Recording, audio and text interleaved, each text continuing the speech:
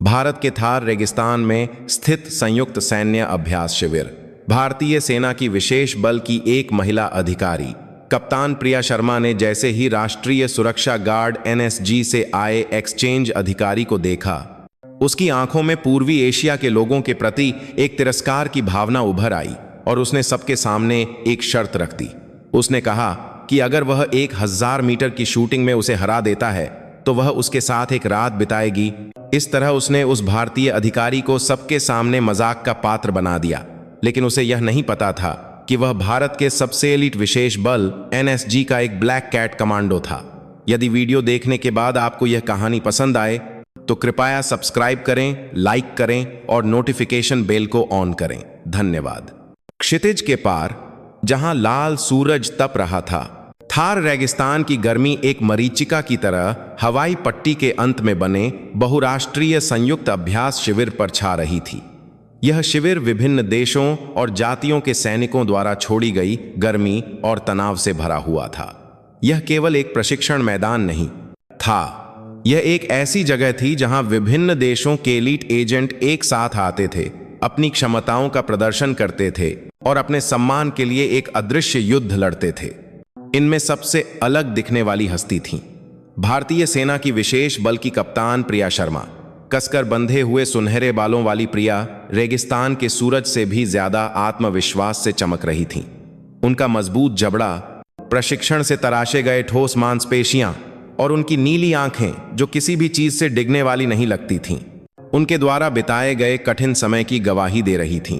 प्रिया सिर्फ एक महिला अधिकारी नहीं थीं, वह कई पुरुष सैनिकों को निहत्थे मुकाबले में आसानी से हरा देती थीं और हजारों मीटर दूर के लक्ष्य पर सटीक निशाना लगाने की उनकी क्षमता लगभग एक किंवदंती बन चुकी थी।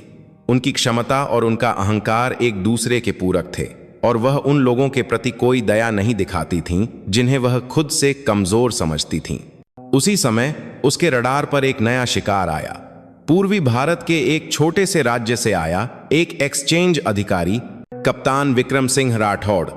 वह प्रशिक्षण मैदान के एक कोने में चुपचाप अपने उपकरणों की जांच कर रहा था। हालांकि उसका शरीर गठा हुआ था, लेकिन पश्चिमी सैनिकों के बीच वह कुछ छोटा लग रहा था और उसका शांत और भावहीन चेहरा प्रिया की नजरों में कमजोरी का प्रतीक था।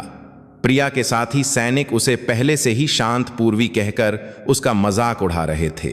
प्रिया उसे सार्वजनिक रूप से कुचलकर अपनी स्थिति को और मजबूत करना चाहती थी। उसने तपते सूरज के नीचे प्रशिक्षण ले रहे सभी सैनिकों के सामने एक ऊंची आवाज में विक्रम को बुलाया। भारतीय, वहां बच्चों की तरह खेलना बंद करो और यहां आओ। सभी की निगाहें तुरंत विक्रम पर टिक गईं। प्रिया के सैनिकों के होठों पर पहले से ही एक व्यंग्यात्मक मुस्कान थी। विक्रम ने अपना काम रोका और धीरे से अपना सिर उठाया। उसकी काली आंखें एक गहरी झील की तरह शांत थीं। वह बिना कुछ कहे प्रिया की ओर चल पड़ा। प्रिया ने अपनी बाहें बांधकर विक्रम को ऊपर से नीचे तक देखा। उसकी आंखों में घृणा भरी हुई थी। मैंने सुना है कि तुम्हारे देश के सैनिक बंदूक चलाने से ज्यादा फावड़ा चलाने में माहिर हैं। क्या यह सच है? कहीं तुम यहां छिपने के लिए गड्ढा तो नहीं खोद रहे थे?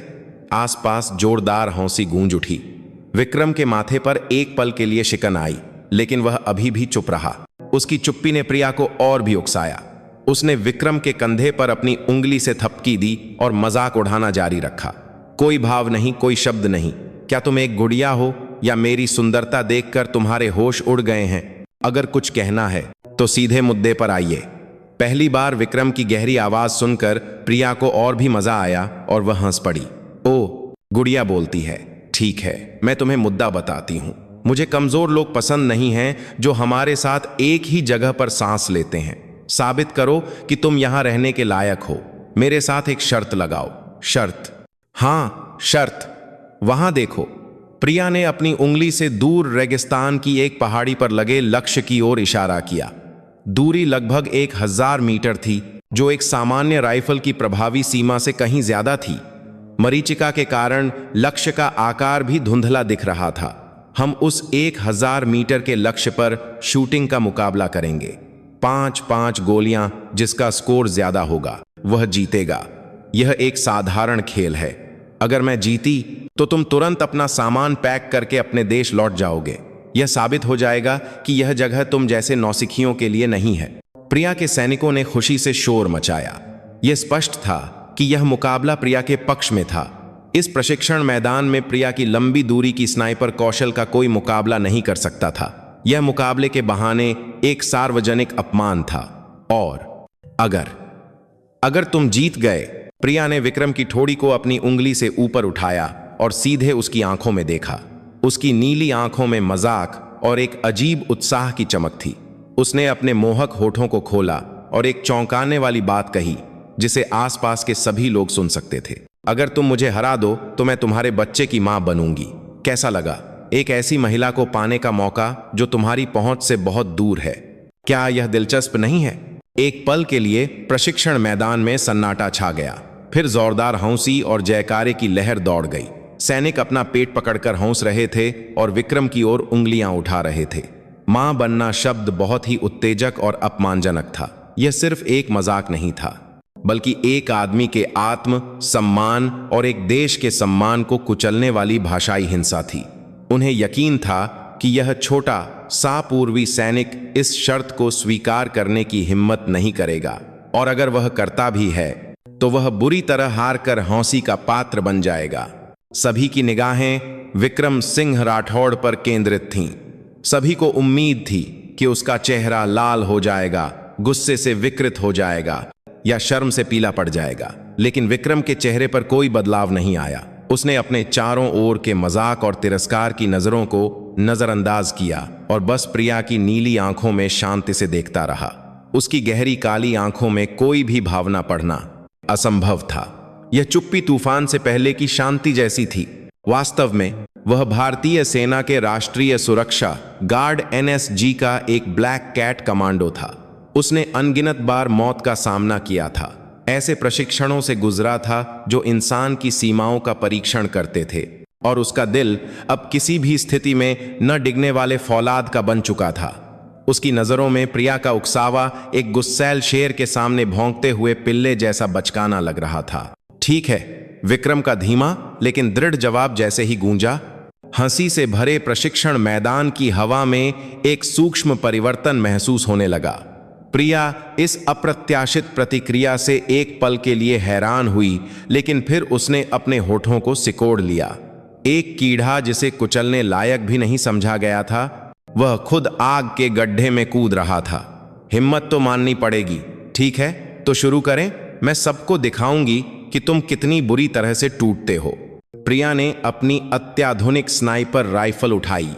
कार्बन फाइबर से बना बट सटीकता से तैयार की गई बैरल और उच्चतम गुणवत्ता वाली ऑप्टिकल स्कोप से लैस। यह अपने आप में विज्ञान का एक चमत्कार था। दूसरी ओर विक्रम अपनी पुरानी और साधारण सी दिखने वाली निजी राइफल लेकर शूटिंग रेंज की ओर बढ़ा। प्रिया के सैनिक उस बंदूक को देखकर फिर से हंसने लगे। उन्होंने सोचा कि संग्रहालय में रखने लायक इस पुरानी बंदूक से प्रिया को हराने का विचार ही एक कॉमेडी है। शर्त शुरू हुई। प्रिया ने अपनी क्षमता का प्रदर्शन करते हुए आत्मविश्वास से 5 गोलियां चलाईं। धाएं धाएं धाएं धाएं धाएं। तेज आवाज के साथ गोलियां लक्ष्य के केंद्र में काले घेरे के पास एक एक करके लगीं। आखिरी गोली ने ठीक केंद्र को भेद दिया। यह एक लगभग उत्तम शूटिंग थी। सैनिक उत्साह से उसका नाम पुकारने लगे। प्रिया ने बंदूक की नली से धुआं फूंककर हटाया और जीत की मुस्कान के साथ मुस्कुराई। अब विक्रम की बारी थी। उसने अपनी पुरानी दिखने वाली बंदूक उठाई और निशाना साधने की स्थिति में आ गया। सैनिक अभी भी हौंस रहे थे। क्या यह पूर्वी लड़का लक्ष्य को भेद भी पाएगा? वे विक्रम की शर्मनाक हार और प्रिया के क्रूर मजाक का इंतजार कर रहे थे। विक्रम ने शांति से अपनी आंखें बंद कर लीं। उसने शूटिंग रेंज के शोर के बजाय रेत लेकर बहने वाली हवा के गीत को सुना। अपनी उंगलियों की नोक से उसने नमी को महसूस किया और अपने गालों को छूने वाली हवा के प्रवाह से उसने हवा की दिशा और गति का अनुमान लगाया। यह NSG में उसके नारकीय प्रशिक्षण के दौरान लाखों बार दोहराई गई उसकी अपनी दिनचर्या थी। उसका शरीर अपने परिवेश के साथ एक हो रहा था। उसने धीरे धीरे अपनी सांस को नियंत्रित किया। सांस लेना, रोकना और सांस छोड़ने के अंतिम क्षण में दिल की धड़कनों के बीच एक सूक्ष्म ठहराव। वह उस पल का इंतजार कर रहा था जब पूरी दुनिया रुक जाती है। उसके चारों ओर का तिरस्कार और मजाक अब कोई मायने नहीं रखता था। उसकी दुनिया में केवल वह, उसकी बंदूक और 1000 मीटर दूर का लक्ष्य था। सन्नाटा, कानों को बहरा कर देने वाला सन्नाटा प्रशिक्षण मैदान पर छा गया। तपते सूरज के नीचे दर्जनों सैनिक जमा थे, लेकिन ऐसा लग रहा था जैसे दुनिया में केवल विक्रम सिंह राठौड़ ही बचा हो। सभी की निगाहें उसकी मजबूत पीठ पर टिकी थीं, जो पुरानी राइफल को अपने कंधे पर टिकाए हुए था। सैनिकों के होठों पर टिकी व्यंग्यात्मक मुस्कान गायब नहीं हुई थी, लेकिन अब यह उम्मीद और जिज्ञासा से मिले जुले एक अजीब भाव में बदल गई थी। प्रिया ने अपनी बाहें बांधकर एक सहज मुस्कान बनाए रखने की कोशिश की, लेकिन उसकी नीली आंखें पहले से कहीं ज्यादा तेजी से विक्रम की हर हरकत पर नजर रखे हुए थीं। उसको बांधिले कर रैन डोपात्रों में बदल गई थी। पूर्वी आदमी की शांति थोड़ी आश्चर्यजनक थी, लेकिन उसे विश्वास नहीं था कि यह कौशल में बदल जाएगी। यह निश्चित रूप से हार से पहले का आखिरी दिखावा था। उसने खुद से कहा। विक्रम ने स्कोप से देखा। लेंस के पार 1000 मीटर दूर का लक्ष्य रेगिस्तान की मरीचिका के कारण लहरों की तरह हिल रहा था। हर पल दिशा बदलने वाली तेज रेतीली हवा ने स्थिति का अनुमान लगाना मुश्किल कर दिया था। यह सबसे खराब स्थिति थी, जहां अत्याधुनिक कैलकुलेटर के साथ भी त्रुटि को ठीक करना मुश्किल था। प्रिया भी अपने अनुभव और उच्च स्तरीय उपकरणों पर निर्भर होकर मुश्किल से लक्ष्य को भेद पाई थी। तो यह पुरानी बंदूक वाला मामूली पूर्वी सैनिक क्या कर सकता था? विक्रम ने स्कोप से अपनी आंखें हटाईं। इसके बजाय उसने धूल के गुबार की दिशा, हल्की सी हिलती झाड़ियों की गति और अपने गालों को छूने वाली हवा के एहसास पर अपना सारा ध्यान केंद्रित किया। वह एक मशीन नहीं था, वह एक शिकारी था जो प्रकृति के साथ सांस लेता था और अपने शरीर से चर को पढ़ता था। एनएसजी में, पहाड़ी इलाकों में या दलदलों में बदलते प्राकृतिक वातावरण में लक्ष्यों को खत्म करने की अनगिनत रातें उसके दिमाग में कौंध गईं। केवल जीवित इंद्रियां ही उन सूक्ष्म परिवर्तनों को महसूस कर सकती थीं और उनका अनुमान लगा सकती थीं, जिन्हें कंप्यूटर गणना नहीं कर सकता था। उसने फिर से शांति से सांस लेना शुरू किया। एनएसजी में कठोरता से प्रशिक्षित की गई उसकी अपनी सांस लेने की तकनीक, फेफड़ों में गहराई तक हवा भरना, फिर बहुत धीरे धीरे और समान रूप से बाहर निकालना। रक्तचाप स्थिर हो गया, दिल की धड़कन धीमी हो गई और उंगलियों की नोक पर मामूली कंपन भी गायब हो गया। उसका शरीर एक जीवित बंदूक स्टैंड बन गया। जिस पल सबने अपनी सांस रोक ली थी, अंततः पहली गोली की आवाज गूंजी। धाएं। यह प्रिया की अत्याधुनिक राइफल की तीखी आवाज से अलग एक भारी और धीमी आवाज थी। गोली एक परवलय में 1000 मीटर की दूरी तय कर गई। समय अनंत काल जैसा महसूस हुआ। क्या यह लगी होगी या यह लक्ष्य के पास भी पहुंची होगी? ठीक उसी पल जब सैनिक एक व्यंग्यात्मक टिप्पणी करने वाले थे, लक्ष्य के बगल में लगे निगरानी मॉनिटर पर परिणाम प्रदर्शित हुआ। ठीक केंद्र में 10 अंक। प्रशिक्षण मैदान एक पल के लिए जम गया। हंसी की आवाजें, बातचीत की आवाजें सब गायब हो गईं। केवल तेज रेतीली हवा की आवाज ही कानों में गूंज रही थी। सैनिकों ने अपनी आंखें मली। उन्होंने सोचा कि उन्होंने गलत देखा है। यह एक संयोग होगा, नौसिखिए की किस्मत। उन्होंने वास्तविकता को नकारने की कोशिश की। प्रिया के चेहरे से मुस्कान गायब हो गई। उसकी नीली आंखें अविश्वास से चौड़ी हो गईं और उसके होंठ सूख गए। केवल एक गोली, लेकिन उस एक गोली का वजन हजारों किलो के पत्थर जैसा था। स्नाइपिंग गणित और विज्ञान है। दूरी, हवा की गति, नमी, गोली का वजन, यहां तक कि पृथ्वी के घूर्णन पर भी विचार करना पड़ता है। लेकिन उस आदमी ने न्यूनतम उपकरणों के साथ, जैसे कि वह किसी स्थानीय मेले में गुड़िया पर निशाना लगा रहा हो, 1000 मीटर दूर के एक बिंदु को सटीक रूप से भेद दिया था। यह किस्मत नहीं थी। विक्रम ने आसपास के आश्चर्य की परवाह नहीं की। उसने एक मशीन की तरह खाली कारतूस निकाला और एक नई गोली भरी। उसकी हरकतों में 1 सेकंड का भी संकोच या कोई अनावश्यक क्रिया नहीं थी। यह हजारों, लाखों बार के अभ्यास से उसके शरीर में अंकित एक स्वाभाविक क्रिया थी। दूसरी गोली, धाएं। फिर से केंद्र में 10 अंक।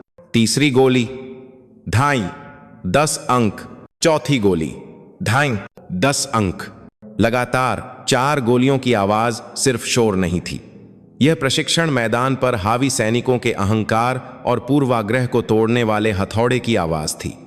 हंसी बहुत पहले ही गायब हो चुकी थी। उसकी जगह आश्चर्य, भ्रम और एक अज्ञात भय ने ले ली थी। वे समझ नहीं पा रहे थे कि उनकी आंखों के सामने क्या हो रहा है। उनका सैन्य ज्ञान, उपकरणों की श्रेष्ठता में उनका विश्वास एक पूर्वी एशियाई व्यक्ति द्वारा पूरी तरह से नकारा जा रहा था। प्रिया का चेहरा सफेद पड़ गया था। उसने अपनी मुट्ठियां कस लीं। उसे अपने नाखूनों के हथेली में धंसने का दर्द भी महसूस नहीं हो रहा था। उसने अपनी हार को महसूस कर लिया था, लेकिन यह सिर्फ एक हार नहीं थी। यह एक मुकाबला था जिसमें एक सैनिक के रूप में उसका जीवन, उसका सारा गौरव दांव पर लगा था। और अब वह सब एक आदमी के हाथों टुकड़े टुकड़े हो रहा था। अपमान के साथ उसके दिल की गहराइयों से एक अज्ञात भावना उभरने लगी थी। यह गुस्सा, ईर्ष्या और अनजाने में पनपता सम्मान था। अब आखिरी गोली बची थी। विक्रम द्वारा चलाई गई 4 गोलियां 10 अंक वाले घेरे के अंदर लगभग एक ही बिंदु पर लगी थीं। मुकाबला लगभग तय हो चुका था। अब उसे बस आखिरी गोली आराम से चलाकर मुकाबला खत्म करना था। लेकिन विक्रम ने ऐसा नहीं किया। उसने स्कोप के आवर्धन को समायोजित किया और लक्ष्य के चारों ओर कुछ खोजने लगा। उसकी नजर मूल लक्ष्य से बहुत दूर ऊपरी दाहिने कोने पर रुक गई। वहां लक्ष्य को टिकाने के लिए लगाई गई एक नाखून के आकार की छोटी कील थी। तेज हवा और रेत के कारण वह आधी जंग खा चुकी थी। बस पृष्ठभूमि का एक हिस्सा, एक छोटा सा बिंदु। एक सैनिक यह देखकर कि वह उस पर निशाना साध रहा है, अनजाने में बड़बड़ाया। क्या वह उस पर निशाना लगाने जा रहा है? पागल हो गया है, यह असंभव है। उसकी चीख से आसपास की हलचल और भी बढ़ गई। 1000 मीटर से एक सिक्के के आकार के घेरे को भेदना ही दैवीय कौशल था, तो उससे भी बहुत छोटी कील के सिरे को भेदना, वह भी अप्रत्याशित तेज हवा में। यह अब शूटिंग का क्षेत्र नहीं था, यह पागलपन था। कुछ सैनिक फिर से हौंसने लगे। दिखावा भी हद में होना चाहिए। लगता है अंत में मजाक बनना चाहता है। केवल प्रिया नहीं हंसी। उसने महसूस किया वह आदमी दिखावा नहीं कर रहा था, वह गंभीर था और शायद वह सफल हो जाएगा। इस भयानक एहसास ने उसकी रीढ़ की हड्डी में सिहरन दौड़ा दी। विक्रम ने एक बार फिर लंबी सांस छोड़ी। उसके पूरे शरीर की इंद्रियां सुई की नोक की तरह तेज हो गईं। हवा की दिशा बदलने का एक क्षण, मरीचिका के सबसे कम होने का एक क्षण, आकाश और पृथ्वी की सभी ऊर्जाओं के एक साथ आने का एक क्षण, वह उस क्षण की प्रतीक्षा कर रहा था। और अंत में उसकी उंगली ने ट्रिगर दबाया। ढाई। 5वीं गोली की आवाज पिछली 4 से अलग थी। यह सब कुछ खत्म करने वाली घंटी की आवाज थी और एक नई किंवदंती की शुरुआत की प्रस्तावना थी। गोली हवा के प्रतिरोध को चीरती हुई, गुरुत्वाकर्षण के नियमों को धता बताती हुई उड़ गई। सभी की निगाहें मॉनिटर पर टिकी थीं। कोई बदलाव नहीं हुआ। लक्ष्य पर कोई निशान नहीं दिखा। देखो, वह चूक गया, एक सैनिक चिल्लाया। ठीक उसी पल निगरानी कैमरे का जूम अधिकतम पर पहुंच गया और लक्ष्य के ऊपरी दाहिने कोने को दिखाया। और उस स्क्रीन को देखने वाले सभी को अपनी आंखों पर विश्वास नहीं हुआ। लक्ष्य को टिकाने वाली छोटी कील, उस जंग लगी कील का सिरा ठीक बीच से छेदा हुआ था। प्रशिक्षण मैदान एक बार फिर पूरी तरह से सन्नाटे में डूब गया। इस बार यह आश्चर्य से परे, लगभग एक धार्मिक श्रद्धा जैसा सन्नाटा था। यह उन लोगों की प्रतिक्रिया थी जिन्होंने मानव क्षमता से परे एक चमत्कार देखा था। वे अब विक्रम सिंह राठौड़ को एक शांत पूर्वी के रूप में नहीं देख सकते थे। वह उनकी समझ से परे एक अभग, एक जीवित मिथक था। प्रिया ने बेबसी से अपनी बंदूक जमीन पर रख दी। धातु के टकराने की आवाज असामान्य रूप से जोर से गूंजी। वह सुन्न होकर कील के छेदे हुए स्क्रीन को देखती रही। यह एक पूरी हार थी। नहीं, हार शब्द भी यहां अर्थहीन था। एक अलग ही स्तर के ठवजाई के सामने अपनी क्षमताओं का प्रदर्शन करने की कोशिश करना उसे खुद पर शर्मिंदगी और तुच्छता का एहसास करा रहा था। हड्डियों को काटने वाला अपमान उसके पूरे शरीर में फैल गया। लेकिन उस अपमान की राख के ढेर से कुछ गर्म और तीव्र एक चिंगारी की तरह भड़क रहा था। यह एक सैनिक का दूसरे सैनिक के प्रति बिना किसी पूर्वाग्रह के शुद्ध सम्मान था। उसने धीरे धीरे अपना सिर उठाकर विक्रम को देखा। वह तब तक अपनी बंदूक नीचे रख चुका था और एक शांत भाव से खड़ा था, जैसे कुछ हुआ ही न हो। उसका शांत और स्थिर रूप अब उसकी आंखों में एक विशाल पर्वत जैसा लग रहा था। उस दिन रेगिस्तान के प्रशिक्षण मैदान में प्रिया ने अपना सब कुछ खो दिया और साथ ही एक सैनिक के रूप में सबसे महत्वपूर्ण चीज हासिल की। मुकाबले के बाद प्रशिक्षण शिविर का माहौल पहले जैसा नहीं रहा। विक्रम के प्रति खुला तिरस्कार और उपेक्षा गायब हो गई थी। उसकी जगह अजीब चुप्पी, श्रद्धा और थोड़े डर से मिली, जुली नजरों ने ले ली थी।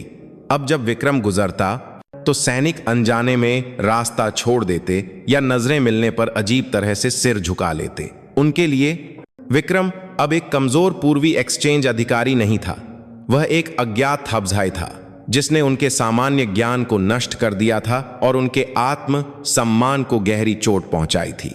वे विक्रम के बारे में फुसफुसाने लगे। वह भारत की किस इकाई से था, उसने कैसा प्रशिक्षण लिया था कि उसके पास ऐसा दैवीय शूटिंग कौशल था। इस पर तरह तरह की अटकलें लगाई जा रही थीं। किसी ने कहा कि वह एक गुप्त हत्या दस्ते से था, तो किसी ने यह बेतुकी बात कही कि वह मानव जीन को संशोधित करने वाले सुपर सैनिक प्रोजेक्ट का परिणाम हो सकता है। विक्रम की चुप्पी ने उसके रहस्य को और भी बढ़ा दिया। सबसे बड़ा बदलाव प्रिया में आया। वह कई दिनों तक अपने तंबू से बाहर नहीं निकली। उसने प्रशिक्षण में भाग नहीं लिया और अकेले ही भोजन किया। उसका आत्म सम्मान चकनाचूर हो गया था। कई पुरुषों को झुकाने और शीर्ष पर पहुंचने वाली वह सबके सामने, वह भी उस क्षेत्र में जिसमें वह सबसे ज्यादा आत्मविश्वास रखती थी, उस प्रतिद्वंद्वी से बुरी तरह हार गई थी जिसे वह सबसे ज्यादा तुच्छ समझती थी। इस तथ्य को स्वीकार करना एक दर्दनाक प्रक्रिया थी। रात में वह उस दिन के दृश्य को बार बार याद करती थी। हवा को पढ़ते हुए विक्रम की शांत आंखें, पानी की तरह बहती उसकी स्वाभाविक हरकतें, और आखिरी गोली, असंभव को संभव बनाने वाला वह चमत्कारी क्षण। जितना वह सोचती उतना ही उसे गुस्सा और अपमान महसूस होता, लेकिन साथ ही उसका दिल जोर जोर से धड़कता था। यह सिर्फ गुस्से के कारण नहीं था। एक सैनिक के रूप में वह शुद्ध जिज्ञासा और तीव्र अन्वेषण की इच्छा से भर गई थी। आखिर वह कौन है? किस चीज ने उसे इतना मजबूत बनाया है? अपमान और श्रद्धा के बीच कई दिनों तक संघर्ष करने के बाद प्रिया ने अंततः एक निर्णय लिया। इस तरह छिपकर रहना उसका तरीका नहीं था। उसे अपनी हार स्वीकार करनी थी और उसके कारण का सीधे सामना करना था। वह अपने तंबू से निकलकर प्रशिक्षण मैदान की ओर बढ़ी। उसका गंतव्य केवल एक था, जहां विक्रम था। विक्रम अभी भी प्रशिक्षण मैदान के एक कोने में अपनी बंदूक की सफाई कर रहा था। वह एक कारीगर की तरह जो एक कलाकृति को संभालता है, बिना किसी त्रुटि के पुर्जों को अलग कर रहा था, तेल लगा रहा था और फिर से जोड़ रहा था। उसके लिए बंदूक केवल एक हथियार नहीं थी, बल्कि उसके शरीर का एक हिस्सा थी जो उसके जीवन और इंद्रियों का विस्तार करती थी। जब प्रिया उसके सामने आकर खड़ी हुई तो आसपास के सैनिक धीरे धीरे खिसक गए। सबने अपनी सांस रोककर उन दोनों को देखा। क्या अपमानित शेरनी बदला लेने आई थी या कुछ और होने वाला था? माहौल में तनाव था।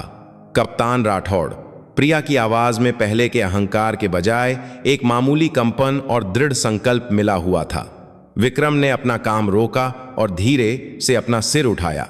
उसकी आंखें अभी भी शांत थीं। मुझे कुछ कहना है। विक्रम ने चुपचाप उसे देखा। यह जारी रखने का एक मौन संकेत था। प्रिया ने एक गहरी सांस ली। दर्जनों अधीनस्थों के सामने भाषण देते समय भी वह कभी नहीं कांपी थी, लेकिन इस पल उसका गला सूख रहा था। उसने तैयार किए गए शब्दों को कहना शुरू किया। उस दिन की शर्त, मैं हार गई। तुम्हारा कौशल उस स्तर से परे है जिसकी मैं कल्पना भी कर सकती हूं। हार मानने की बात कहना उसके लिए मरने से भी ज्यादा बुरा था, लेकिन इसे कहने के बाद उसे अजीब सी राहत महसूस हुई। और जो बातें मैंने कहीं, खासकर वह बच्चे वाली बात, प्रिया उस शब्द को फिर से अपने मुंह पर नहीं ला सकी और एक पल के लिए रुक गई। उसका चेहरा लाल हो गया। वह स्पष्ट रूप से यौन उत्पीड़न और नस्लीय भेदभाव था और एक सैनिक के सम्मान को कलंकित करने वाला बयान था। मैं ईमानदारी से माफी मांगती हूं। उसने विक्रम की आंखों में सीधे देखते हुए अपनी कमर झुकाई। यह एक सच्ची माफी थी। उसके इस रूप की कल्पना भी न करने वाले सैनिक हैरान रह गए। शिविर की रानी के रूप में राज करने वाली प्रिया का एक पूर्वी अधिकारी के सामने सिर झुकाना अपने आप में एक चौंकाने वाली घटना थी। विक्रम ने एक पल के लिए उसे देखा, फिर अपनी नजर वापस अपनी बंदूक पर डाल दी। उसने तेल लगे कपड़े से बैरल को पोंछते हुए धीमी आवाज में कहा, माफी स्वीकार करने की कोई जरूरत नहीं है। प्रिया की भौहें तन गईं। क्या वह माफी स्वीकार नहीं करना चाहता था? क्या उसने उसे अपमानित किया था, इसीलिए अब वह उसे माफ नहीं कर सकता? उसके मन में फिर से गुस्से की चिंगारी भड़कने ही वाली थी कि विक्रम के अगले शब्द आए, क्योंकि मैंने उसे कभी अपने दिल में रखा ही नहीं। क्या? कप्तान शर्मा के शब्द मेरे लिए नहीं थे, वे आपके अंदर के असुरक्षा और भय के प्रति एक चीख थे।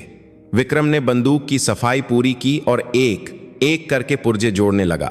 उसकी आवाज अभी भी शांत थी, लेकिन उसमें सब कुछ भेदने वाली एक तीक्ष्णता थी। आप पर सबसे अच्छा बनने का जुनून सवार है। आपको लगातार खुद को साबित करना पड़ता है और दूसरों को कुचलकर अपने अस्तित्व की पुष्टि करनी पड़ती है, खासकर मेरे जैसा एक पूर्वी एशियाई पुरुष। आपकी श्रेष्ठता साबित करने के लिए सबसे अच्छा शिकार रहा होगा, लेकिन यह असली ताकत नहीं है। असली ताकतवर लोग शोर नहीं मचाते। उसके शब्द एक तेज चाकू की तरह प्रिया के दिल में चुभ गए। उसे ऐसा लगा जैसे उसके सबसे गहरे छिपे हुए असुरक्षा और हीन भावना पर सीधा प्रहार हुआ हो। हाँ, वह हमेशा असुरक्षित रहती थी।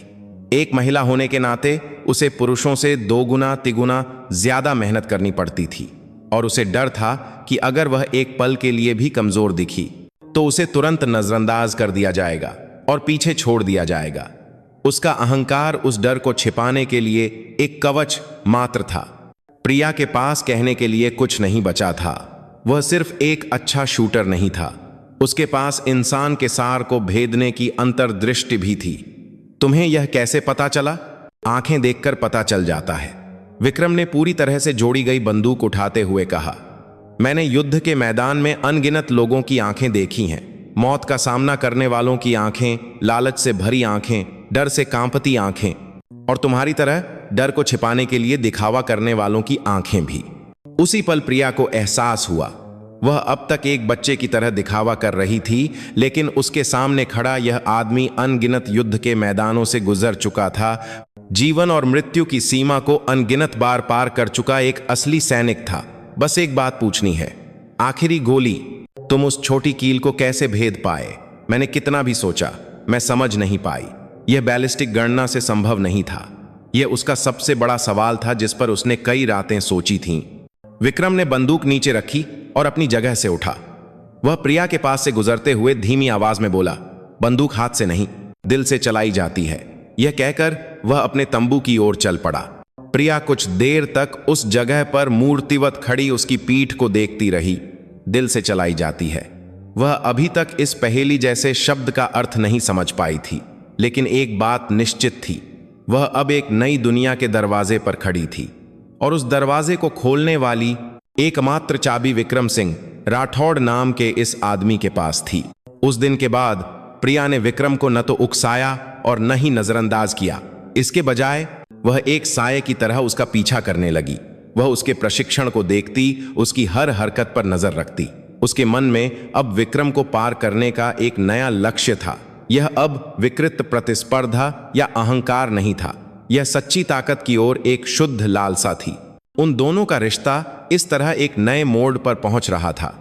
विक्रम सिंह राठौड़ इतना मजबूत क्यों है? यह सवाल प्रिया के दिमाग से नहीं निकल रहा था। यह केवल उत्कृष्ट शूटिंग कौशल से समझाया नहीं जा सकता था।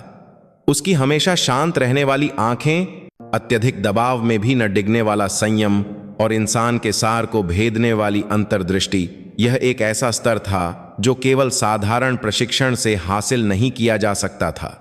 उसके अतीत के बारे में प्रिया की जिज्ञासा दिन ब दिन बढ़ती जा रही थी। रेगिस्तान के तंबू में गहरी रात, जब सब सो रहे थे, विक्रम अकेला अपने बिस्तर पर लेटा हुआ था और आंखें बंद किए हुए था। उसने सोने की कोशिश की, लेकिन परिचित बुरे सपनों के टुकड़े अनिवार्य रूप से उसके मन में घुस रहे थे।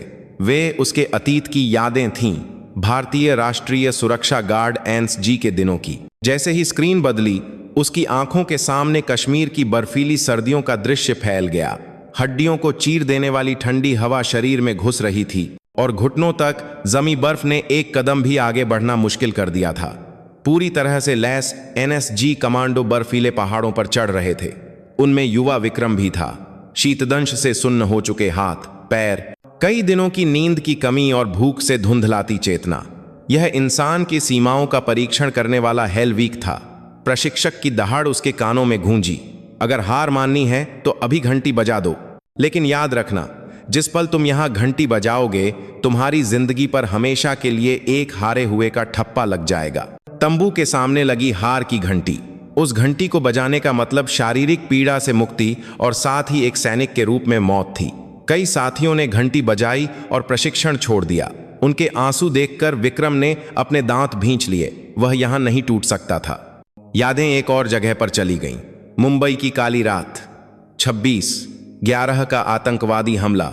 छोटे रबर बोट पर सवार कमांडो दुश्मन की ओर चुपके से बढ़ रहे थे। एक विशाल लहर ने नाव को पलट दिया। अंधेरे समुद्र में डूबते हुए एक जानलेवा पल में उसने अपने बेहोश हो रहे साथी का साज पकड़ा और पूरी ताकत से सतह की ओर तैरा। मौत का डर उसके पूरे शरीर को जकड़ रहा था, लेकिन उसने हार नहीं मानी। कोई पीछे नहीं छूटेगा। यह अपने साथियों के साथ एक अनकहा वादा था। यह केवल कठोर प्रशिक्षण की यादें नहीं थीं। उसके दिमाग में वास्तविक अभियानों की खूनी यादें भी अंकित थीं। कश्मीर की एक घाटी, आतंकवादियों द्वारा बंधक बनाए गए एक राजनेता को बचाने के लिए एक गुप्त अभियान। विक्रम की टीम अंधेरे का फायदा उठाकर आतंकवादियों के ठिकाने में घुस गई। दम घोंटने वाले सन्नाटे में केवल उनके दिलों की धड़कन की आवाज सुनाई दे रही थी। अंत में ऑपरेशन शुरू होने का संकेत मिला और ठिकाना पल भर में एक नरक में बदल गया। अंधेरे में चिंगारियां उठीं और गोलियों की आवाज ने कानों के पर्दे फाड़ दिए। चीखें, दर्द और बारूद की गंध से भरा एक अराजक दृश्य। उसने लंजिंगता से दुश्मनों को मार गिराया और बंधक के पास पहुंचा। बंधक को बचाकर बाहर निकलते समय पीछे से एक गोली की आवाज आई। टीम का सबसे छोटा सदस्य, उसका एक जूनियर, उसकी जगह गोली खाकर गिर पड़ा था। खून बहाते हुए धुंधली मुस्कान के साथ उसके जूनियर का आखिरी चेहरा, सर, जरूर जिंदा रहना। उस दिन उसने पहली बार एक साथी को खोने का दर्द सीखा और उसने अपनी हड्डियों में गहराई से यह अंकित कर लिया कि उसे मजबूत क्यों बनना है। कमजोरी का मतलब अपना और अपने साथियों की मौत थी। यादों के टुकड़े उसे लगातार परेशान कर रहे थे। कभी कभी उसे अफ्रीका में शांति सेना के रूप में तैनात होने के दिन याद आते थे। भूख, बीमारी और लगातार हिंसा के शिकार बच्चों की खोखली आंखें। उसने बच्चों को खाना बांटा था, एक छोटा क्लिनिक बनाया था और उनकी रक्षा करने की कोशिश की थी। लेकिन एक रात विद्रोहियों के हमले में गांव आग के हवाले हो गया। उसकी आंखों के सामने अनगिनत निर्दोष जानें चली गईं। कुछ भी न बचा पाने की बेबसी और अपराधबोध ने उसकी आत्मा को खा लिया। वे सभी यादें, नरक जैसे प्रशिक्षण और वास्तविक युद्ध के अनुभव ने आज के विक्रम सिंह राठौड़ को बनाया था। उसका संयम अनगिनत बार मौत के दरवाजे से गुजरने के बाद हासिल हुआ था। उसकी अंतर्दृष्टि इंसान के सबसे घृणित और सबसे उदात्त रूपों को देखने के बाद विकसित हुई थी। उसकी शूटिंग केवल लक्ष्य को भेदने की तकनीक नहीं थी, यह अपने साथियों की रक्षा करने, मिशन पूरा करने और सबसे बढ़कर खुद को जिंदा रखने के लिए एक डेज़ेस्पेरे उत्तरजीविता तकनीक थी। जब उसने कहा था कि वह दिल से गोली चलाता है, तो यह कोई काव्यात्मक अभिव्यक्ति नहीं थी, यह उसका अपना अनुभव था। ट्रिगर दबाने के पल में उसका मन केवल लक्ष्य पर शुद्ध एकाग्रता और उन चीजों की रक्षा करने की तीव्र इच्छा से भरा होता है जिन्हें उसे बचाना है। सभी विकर्षण, भावनाएं, यहां तक कि मौत का डर भी गायब हो जाता है। एक शून्य की स्थिति। जब वह उस स्थिति में पहुंच जाता तो बंदूक उसकी इच्छा को साकार करने का एक साधन मात्र बन जाती थी। विक्रम उठा और तंबू से बाहर चला गया। रेगिस्तान की ठंडी रात की हवा ने उसके गर्म सिर को ठंडा कर दिया। आकाश में अनगिनत तारे रत्नों की तरह जड़े हुए थे। उसने अपनी जेब से एक पुरानी आईडी टैग निकाली और उसे छूने लगा। उस पर उसका नाम, सेना नंबर और रक्त समूह अंकित था और उसके बगल में कश्मीर में खोए हुए उसके जूनियर का आईडी टैग भी लगा हुआ था। वह अकेला नहीं था। पहले चले गए साथियों की आत्माएं और उन लोगों के प्रति जिम्मेदारी जिन्हें वह नहीं बचा सका, हमेशा उसके कंधों पर बोझ थीं। यही उसे लगातार प्रशिक्षित करने और आगे बढ़ने के लिए प्रेरित करता था। दूर प्रिया के तंबू से एक हल्की रोशनी आ रही थी। वह भी सो नहीं पा रही होगी, विक्रम ने सोचा। वह मजबूत है, लेकिन उसने अभी तक असली युद्ध का अनुभव नहीं किया है। उसकी ताकत एक ग्रीन हाउस में प्रशिक्षित एक अच्छी तरह से धारदार चाकू की तरह है, लेकिन असली फौलाद नरक की आग में अनगिनत बार पीटने के बाद ही बनता है। शायद भविष्य का प्रशिक्षण और शायद आने वाला वास्तविक युद्ध उसे सच्ची ताकत का अर्थ सिखाएगा। विक्रम ने चुपचाप तारों को देखा। उसके पीछे अतीत के नरक के दृश्य अंधेरे में विलीन हो रहे थे। वे घाव कभी नहीं भरेंगे, लेकिन अब वह उन घावों के साथ जीना जानता था। यही उसकी ताकत का स्रोत था। प्रिया के तंबू में भी रोशनी जल रही थी। वह भी बिस्तर पर लेटी सोने की कोशिश कर रही थी, लेकिन विक्रम के आखिरी शब्द उसके दिमाग से नहीं निकल रहे थे। तुम डर को छिपाने के लिए दिखावा करती हो।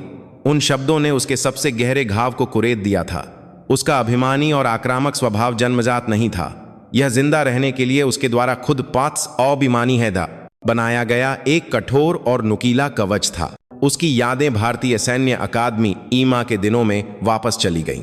एक सैन्य परिवार की बेटी होने के नाते, जिसके पिता और दादा दोनों जनरल के रूप में सेवानिवृत्त हुए थे, उसकी किस्मत जन्म से ही तय थी। लेकिन जिस वास्तविकता का उसने सामना किया वह आसान नहीं थी।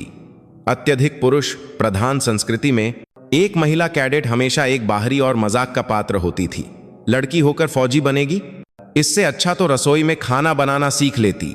जंग छिड़ी तो सबसे पहले रोते हुए अपनी मां को याद करेगी। साथियों के खुलेआम तिरस्कार और लैंगिक भेदभाव वाले बयान हर दिन उसके दिल में चाकू की तरह चुभते थे। यहां तक कि प्रशिक्षक भी अनजाने में महिला कैडेटों की क्षमताओं पर अविश्वास करते थे। उसे एहसास हुआ यहां जीवित रहने के लिए उसे उनसे दोगुना नहीं तिगुना मजबूत बनना होगा।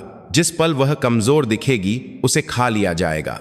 तब से उसने खुद को बेरहमी से धकेलना शुरू कर दिया। जब पुरुष कैडेट 5 किलोमीटर दौड़ते थे तो वह 10 किलोमीटर दौड़ती थी। जब वे 10 चिन अप करते थे तो वह 20 करती थी।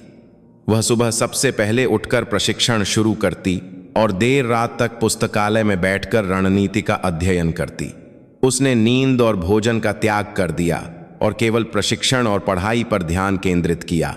उसका शरीर घावों और चोटों से भरा था, लेकिन उसका दिमाग एक तेज चाकू की तरह धारदार हो गया था। धीरे धीरे वह सबसे आगे निकलने लगी। उसने सभी प्रशिक्षणों में पुरुषों को पीछे छोड़ दिया और उसकी शैक्षणिक रैंक भी शीर्ष पर रही। तब आसपास की नजरों में थोड़ा बदलाव आने लगा। मजाक डर में बदल गया और तिरस्कार सतर्कता में।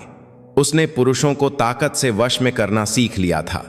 एक हाथापाई प्रशिक्षण में एक पुरुष कैडेट का हाथ तोड़ने के बाद, जिसने उसे नीचा दिखाने की कोशिश की थी, किसी ने भी उससे बेअदबी करने की हिम्मत नहीं की। उसने साबित कर दिया कि वह एक महिला होने के नाते कमजोर नहीं थी, बल्कि उनसे कहीं ज्यादा मजबूत थी।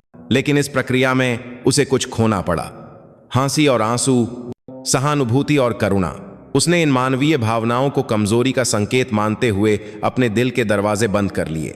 वह केवल जीत और आज्ञाकारिता जानने वाली एक ठंडी मशीन बन गई। उसका उपनाम सुनहरी शेरनी था। स्नातक होने के बाद उसने एक और भी कठिन रास्ता चुना। उसने पैरा स्पेशल फोर्सेस में शामिल होने के लिए स्वेच्छा से काम किया। वह जगह नरक ही थी। नींद, भोजन और आराम की अत्यधिक कमी वाली स्थितियों में यह मानव की शारीरिक और मानसिक सीमाओं का परीक्षण करने वाली जगह थी। कई आवेदकों ने बीच में ही हार मान ली, लेकिन उसने दांत भींचकर सहन किया। वह कीचड़ में रेंगती, जहरीले सांपों को खाती और कई रातें जागकर पहाड़ी इलाकों में मार्च करती। सबसे कठिन बात महिला होने का ठप्पा था। प्रशिक्षकों ने उसे और भी कठोरता से डांटा और साथ ही प्रशिक्षुओं ने उसे टीम की कमजोरी माना। महत्वपूर्ण मिशनों में वे जानबूझकर उसे बाहर करने की कोशिश करते।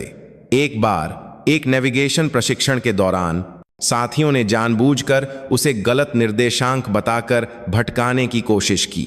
उसे अंधेरे में अकेले रास्ता खोजना पड़ा। भूख और थकावट से जब उसका दिमाग धुंधला हो रहा था तो वह एक पेड़ से टिककर रो पड़ी। यह उसके जीवन में पहली बार महसूस की गई उदासी और अकेलापन था, लेकिन उसने हार नहीं मानी। उसने आकाश के तारों को देखकर दिशा खोजी, खाने योग्य पौधे ढूंढे और रात भर चलती रही। अगली सुबह जब वह फटेहाल हालत में गंतव्य पर पहुंची तो उसके साथी हैरान रह गए। उस घटना के बाद उसके प्रति नजरिया पूरी तरह से बदल गया। वह अब सिर्फ एक महिला नहीं थी, उसे एक साथी के रूप में स्वीकार किया जाने लगा, जिसके साथ वे जीवन और मृत्यु साझा कर सकते थे। अंत में उसने उत्कृष्ट अंकों के साथ कठिन पैरा सैफ चयन पूरा किया और आधिकारिक तौर पर एक विशेष बल के सैनिक का प्रतीक मरून बैरेट पहना। उसके बाद उसने दुनिया भर के संघर्ष क्षेत्रों में काम किया। आतंकवाद विरोधी अभियान, बंधक बचाव, महत्वपूर्ण व्यक्तियों की हत्या जैसे जानलेवा मिशनों को सफलतापूर्वक पूरा करके उसने अपनी क्षमताओं को साबित किया। उसकी प्रतिष्ठा बढ़ी और उसने अपने अधीनस्थों का पूर्ण विश्वास अर्जित किया, लेकिन उसके दिल में हमेशा एक खालीपन और असुरक्षा बनी रही। वह सुनहरी शेरनी नामक व्यक्तित्व के पीछे छिपकर अपने असली रूप को खो रही थी। दूसरों को कुचलकर और अपनी ताकत का प्रदर्शन करके ही उसे थोड़ी राहत महसूस होती थी, लेकिन अंदर से वह खोखली हो चुकी थी। विक्रम सिंह राठौड़ ने उसके इस असली रूप को सटीक रूप से देख लिया था। उसने उसके छिपे हुए डर और कमजोरी को एक ही बार में पहचान लिया था। यही बात उसे भ्रमित कर रही थी। उसे लगा जैसे उसकी ताकत की दीवार, जिसे उसने अपना सब कुछ दांव पर लगाकर बनाया था, उसकी शांत नजरों से एक ही बार में ढह गई हो। प्रिया उठी और ठंडे पानी से अपना मुंह धोया। आईने में उसका चेहरा थका हुआ लग रहा था। उसकी नीली आंखों में पहले वाली चमक नहीं थी और वे गहरी चिंता में डूबी हुई थीं। उसने खुद से पूछा कि क्या जिस रास्ते पर वह अब तक चली है वह सही था। ताकत क्या है? एक सच्चा सैनिक कैसा होता है? अब तक जिस ताकत की उसने तलाश की थी वह शासन करने की शक्ति थी, दूसरों पर हावी होने, उन्हें आज्ञा मानने और झुकाने की शक्ति। लेकिन विक्रम ने जो ताकत दिखाई थी वह एक अलग तरह की थी। यह बचाने की शक्ति के करीब थी। खुद को, अपने साथियों को और अपने विश्वासों को बचाने के लिए चुपचाप खुद को प्रशिक्षित करने की शक्ति, बिना शोर मचाए भी, जिसका अस्तित्व ही विश्वास दिलाता हो। प्रिया ने फैसला किया, अब पुराने तरीकों को छोड़ने का समय आ गया है। सुनहरी शेरनी के खोल को तोड़ने का समय आ गया है। वह विक्रम के माध्यम से सच्ची ताकत का अर्थ सीखना चाहती थी। वह उस नरक के समय को समझना चाहती थी जिससे वह गुजरा होगा। उस जीवन के बोझ को समझना चाहती थी जिसे वह ढो रहा था। रेगिस्तान में सुबह हो रही थी। अंधेरे को धकेलकर उगते हुए भव्य सूर्योदय को देखते हुए प्रिया ने एक नई शुरुआत की कसम खाई। उसकी आंखों में फिर से पुरानी चमक लौट आई थी, लेकिन अब उसमें पहले के अहंकार के बजाय सत्य की खोज करने वाले की विनम्रता और एक गर्मजोशी भरी लगन थी। वह अब पुरानी प्रिया नहीं थी। विक्रम के शूटिंग प्रदर्शन के बाद प्रशिक्षण शिविर का माहौल एक अजीब शांति बनाए हुए था।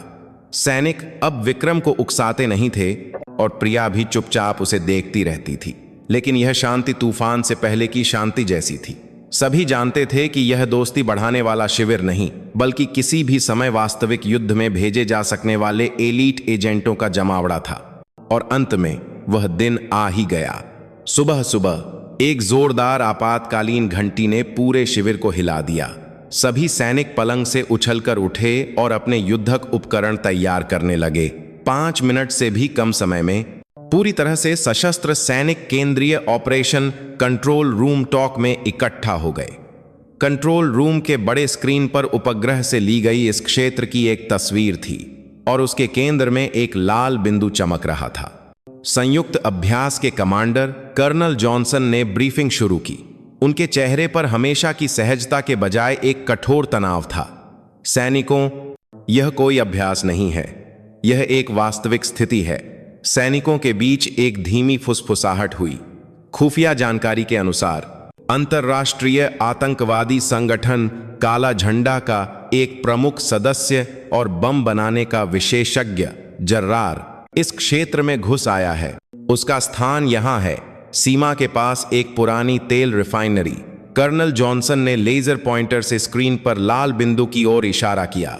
जर्रार सिर्फ एक आतंकवादी नहीं है, वह रासायनिक हथियार बनाने में भी माहिर एक खतरनाक व्यक्ति है।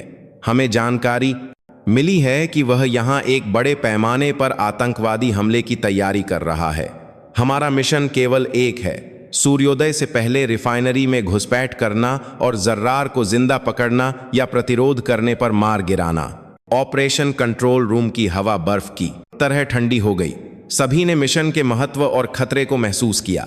यह मिशन भारतीय सेना के एलीट एजेंटों की एक संयुक्त टीम द्वारा किया जाएगा। टीम का नेतृत्व कप्तान प्रिया शर्मा करेंगी और उप कमांडर कप्तान विक्रम सिंह राठौड़ होंगे। कर्नल जॉनसन की घोषणा पर कंट्रोल रूम में सभी की निगाहें प्रिया और विक्रम पर टिक गईं। सैनिक हैरान थे। बेशक विक्रम की क्षमता को मान्यता दी गई थी, लेकिन वास्तविक युद्ध का अनुभव रखने वाले वरिष्ठ अधिकारियों को छोड़कर एक पूर्वी एक्सचेंज अधिकारी को उप कमांडर जैसी महत्वपूर्ण जिम्मेदारी सौंपना एक अभूतपूर्व निर्णय था। प्रिया भी हैरान थी, लेकिन उसने होंठ भींचकर कर्नल के आदेश को स्वीकार कर लिया। जी कमांडर, कर्नल जॉनसन ने प्रिया से धीमी आवाज में कहा, जो केवल उसे ही सुनाई दे। कप्तान शर्मा, मुझे विश्वास है कि आपकी आक्रामक नेतृत्व शैली और कप्तान राठौड़ का संयम एक दूसरे के पूरक होंगे। उनके निर्णय का सम्मान करना। ब्रीफिंग के बाद ऑपरेशन में शामिल होने वाली संयुक्त टीम अलग से मिली। टीम में प्रिया सहित 5 पैरा SF कमांडो और विक्रम सहित 3 NSG कमांडो थे। कुल 8 सदस्यों की एक छोटी एलीट टीम। उन्होंने ऑपरेशन रूम के एक कोने में नक्शा फैलाया और विस्तृत ऑपरेशन योजना बनाना शुरू किया। कमांडर होने के नाते प्रिया ने पहले बात शुरू की। लक्ष्य इमारत में कुल 3 ब्लॉक हैं। उपग्रह तस्वीरों के अनुसार बाहरी सुरक्षा कड़ी है और जगह जगह निगरानी कैमरे लगे होने की संभावना है। मुख्य द्वार से हमला करना आत्महत्या के बराबर है। उसने एक पेन से नक्शे पर इशारा करते हुए कहा, मेरी योजना यह है, हम हेलीकॉप्टर से लक्ष्य से 5 किलोमीटर दूर ऊंचाई से कूदेंगे और रात के अंधेरे में चुपके से पहुंचेंगे। अल्फा टीम का नेतृत्व मैं करूंगी और उत्तर की ओर वेंटिलेशन शाफ्ट के माध्यम से घुसपैठ करेगी, जबकि ब्रावो टीम पूर्व की ओर एक पुराने नाले के माध्यम से एक साथ घुसपैठ करेगी। अंदर मिलने के बाद हम केंद्रीय कंट्रोल रूम पर हमला करेंगे, जहां जर्रार के होने की संभावना है। हमें इसे यथासंभव चुपचाप और तेजी से खत्म करना होगा। यह भारतीय विशेष बलों की एक विशिष्ट ऑपरेशन योजना थी। अत्याधुनिक उपकरणों और भारी गोलाबारी का उपयोग करके लक्ष्य पर तेजी से और निर्णायक रूप से हमला करना। प्रिया की योजना जौकशू की तरह लिखलिख थी और सभी सैनिकों ने सिर हिलाया, लेकिन विक्रम चुपचाप नक्शे और उपग्रह तस्वीरों को बारी बारी से देख रहा था। उसका चेहरा पहले से कहीं ज्यादा गंभीर था। प्रिया ने उससे पूछा, कप्तान राठौड़, कोई समस्या है? विक्रम ने सिर हिलाते हुए धीमी आवाज में कहा, योजना बहुत सी ठीक है, यही समस्या है। क्या मतलब? प्रिया की भौहें तन गईं। इस बात की बहुत संभावना है कि यह दुश्मन द्वारा हमें फांसाने के लिए बिछाया गया एक जाल है। जर्रार जैसा बड़ा आतंकवादी अपनी स्थिति को इतनी आसानी से उजागर नहीं करेगा। यह अपने आप में संदिग्ध है। रिफाइनरी चारों ओर से खुली है, जिससे पहुंचना मुश्किल है, और अंदर जटिल पाइपलाइनों और मशीनों से भरा है, जिससे हमारे लिए घिर जाना आसान है। जिस पल हम घुसपैठ करेंगे, वे सभी निकासों को बंद कर देंगे और हमें फांसा लेंगे। एक सैनिक ने हौंसते हुए कहा, क्या यह कुछ ज्यादा नहीं सोच रहे हो? वे सिर्फ बेवकूफ आतंकवादी हैं। प्रिया ने उसे रोका और फिर विक्रम से पूछा, तो तुम्हारा क्या विचार है? विक्रम ने एक पेन उठाकर नक्शे पर एक बिंदु पर निशान लगाया। वह जगह लक्ष्य रिफाइनरी से लगभग 2 किलोमीटर पूर्व में थी, एक उजाड़ रेगिस्तान के बीच में, जहां नक्शे पर कुछ भी अंकित नहीं था। मैं इस जगह पर ध्यान दे रहा हूं। पुरानी उपग्रह तस्वीरों और भूवैज्ञानिक डेटा का विश्लेषण करने के बाद मैंने पाया कि यह क्षेत्र अतीत में तेल की खोज के लिए भूमिगत पाइपलाइनों के एक नेटवर्क से जुड़ा हुआ था। अधिकांश बंद हो चुकी हैं, लेकिन अभी भी एक आपातकालीन लाइन चालू हो सकती है। इस बात की बहुत संभावना है कि रिफाइनरी के नीचे कहीं एक गुप्त मार्ग मौजूद है। सबूत: जर्रार एक बम विशेषज्ञ और रसायनज्ञ है। ऐसा व्यक्ति जब छिपने की जगह चुनता है, तो वह सबसे पहले आपात स्थिति में भागने के रास्ते के बारे में सोचता है। भूमिगत पाइपलाइन उसके लिए बिना कोई निशान छोड़े बाहर निकलने का सबसे जासामजा रास्ता हो सकता है। विक्रम का विश्लेषण साहसी और सरल था, लेकिन साथ ही बहुत खतरनाक भी। बिना किसी जानकारी के एक अज्ञात भूमिगत सुरंग में प्रवेश करना एक जुआ था जो उन्हें जिंदा दफन कर सकता था। प्रिया गहरी सोच में पड़ गई। उसे अपनी सापसी में योजना और विक्रम के खतरनाक जुए के बीच चयन करना था। क्या उसे जौकशू वाले पारंपरिक तरीके को अपनाना चाहिए या दुश्मन को चौंकाने वाले एक अपरंपरागत तरीके को? 8 लोगों की जान उसके फैसले पर टिकी थी। उसने विक्रम की आंखों में देखा। उसकी आंखें बिना किसी हिचकिचाहट के आत्मविश्वास से भरी थीं। उन आंखों को देखते ही प्रिया को कुछ दिन पहले हुए शूटिंग मुकाबले का आखिरी क्षण याद आ गया। जब सबने कहा था कि यह असंभव है, तो उसने एक अदृश्य संभावना को देखा था और उसे वास्तविकता में बदल दिया था। प्रिया ने अंततः अपना निर्णय लिया। ठीक है, हम तुम्हारी योजना के अनुसार चलेंगे। सैनिकों ने फुसफुसाया, लेकिन प्रिया ने उन्हें एक दृढ़ आवाज में चुप करा दिया। मैं, कप्तान राठौड़ और दोनों देशों से एक एक स्काउट, कुल 4 लोगों की एक अग्रिम टीम भूमिगत पाइपलाइन के माध्यम से पहले घुसपैठ करेगी। बाकी सदस्य बाहर इंतजार करेंगे और हमारे संकेत की प्रतीक्षा करेंगे। यह अंतिम योजना है, अब कोई बहस नहीं होगी। उसने अपना सम्मान, अपना गौरव और अपने अधीनस्थों की जान, सब कुछ विक्रम सिंह राठौड़ नाम के इस आदमी के फैसले पर दांव पर लगा दिया था। दोनों की निगाहें हवा में मिली। पहले की दुश्मनी और प्रतिस्पर्धा गायब हो चुकी थी और केवल मिशन को पूरा करने के साझा लक्ष्य के प्रति एक दृढ़ विश्वास बचा था। अंधेरे में टकराने वाली 2 परछाइयां अब एक ही लक्ष्य की ओर बढ़ रही थीं। ऑपरेशन शुरू होने में 3 घंटे बचे थे। मौत की उलटी गिनती शुरू हो चुकी थी। ऑपरेशन का समय नजदीक आते ही शिविर का माहौल तनाव से भर गया। अंधेरे में हेलीकॉप्टर के रोटर धीरे धीरे घूम रहे थे, उड़ान के लिए तैयार। प्रिया और विक्रम सहित 4 सदस्यों की अग्रिम टीम ने अपने उपकरणों की अंतिम जांच की। नाइट विजन गॉगल्स, साइलेंसर लगी राइफलें, संचार उपकरण और अप्रत्याशित स्थिति के लिए विस्फोटक। उनके चेहरों पर गंभीरता छाई हुई थी। हेलीकॉप्टर चुपचाप उड़ा और रेगिस्तान के रात के आसमान में नीचे उड़ने लगा। खिड़की के बाहर केवल अंतहीन रेत के टीले फैले हुए थे। प्रिया ने महसूस किया कि उसका दिल सामान्य से तेज धड़क रहा है। उसने कई वास्तविक लड़ाइयां लड़ी थीं, लेकिन यह पहली बार था कि उसने सब कुछ अनिश्चितता पर दांव पर लगाया था। एक कमांडर के रूप में अपनी टीम की किस्मत को किसी और के अंतर्ज्ञान पर छोड़ना एक बहुत बड़ा बोझ था। उसने बगल में बैठे विक्रम को तिरछी नजर से देखा। वह आंखें बंद करके ध्यान में मग्न लग रहा था, बिना किसी हरकत के। यह शांति कहां से आती है? लक्ष्य स्थल पर पहुंचकर हेलीकॉप्टर जमीन से कुछ दर्जन मीटर ऊपर रुक गया। सैनिक एक एक करके रस्सी से तेजी से नीचे उतरे। हेलीकॉप्टर के चुपचाप चले जाने के बाद चारों ओर फिर से सन्नाटा छा गया। केवल उनकी तेज सांसों और रेगिस्तान की हवा की आवाज सुनाई दे रही थी। विक्रम ने अपने हाथ में पकड़े पोर्टेबल ग्राउंड डिटेक्टर को चालू किया। अंधेरे में एक धीमी बीप बीप बीप की आवाज गूंजी। उसने नक्शे को देखते हुए सावधानी से कदम बढ़ाए। प्रिया और बाकी 2 सैनिक उसके पीछे चलते हुए आसपास की निगरानी कर रहे थे। मिल गया। कुछ देर चलने के बाद विक्रम ने धीमी आवाज में कहा। जिस जगह की ओर उसने इशारा किया वह एक साधारण रेत का टीला लग रहा था, लेकिन ध्यान से देखने पर जमीन आसपास से थोड़ी धांसी हुई थी और रेत हवा की दिशा के विपरीत जमी हुई थी। यह दशकों से अप्रयुक्त एक वेंटिलेशन शाफ्ट का निशान था, जो प्रकृति में खो गया था। सैनिकों ने तुरंत फावड़े से रेत खोदना शुरू कर दिया। कुछ ही देर में एक जंग लगा लोहे का ढक्कन दिखाई दिया। ढक्कन खोलने पर एक अथाह ऊर्ध्वाधर शाफ्ट और एक तीखी नम गंध बाहर निकली। यह दशकों से सोए हुए भूमिगत की सांस थी। विक्रम बिना किसी हिचकिचाहट के पहले रस्सी से नीचे उतरा। उसके पीछे प्रिया और अन्य सैनिक भी अंधेरे में कूद गए। लगभग 10 मीटर नीचे जाने के बाद वे अंततः जमीन पर पहुंचे। टॉर्च की रोशनी में मकड़ी के जाले की तरह उलझी पुरानी पाइपलाइनें और जंग लगे लोहे के ढांचे दिखाई दिए। हवा ठंडी और नम थी और चारों ओर से पानी की बूंदों के टपकने की आवाज डरावनी लग रही थी। इस तरफ विक्रम ने कंपास और एक पुराने नक्शे को बारी बारी से देखते हुए आगे बढ़ा।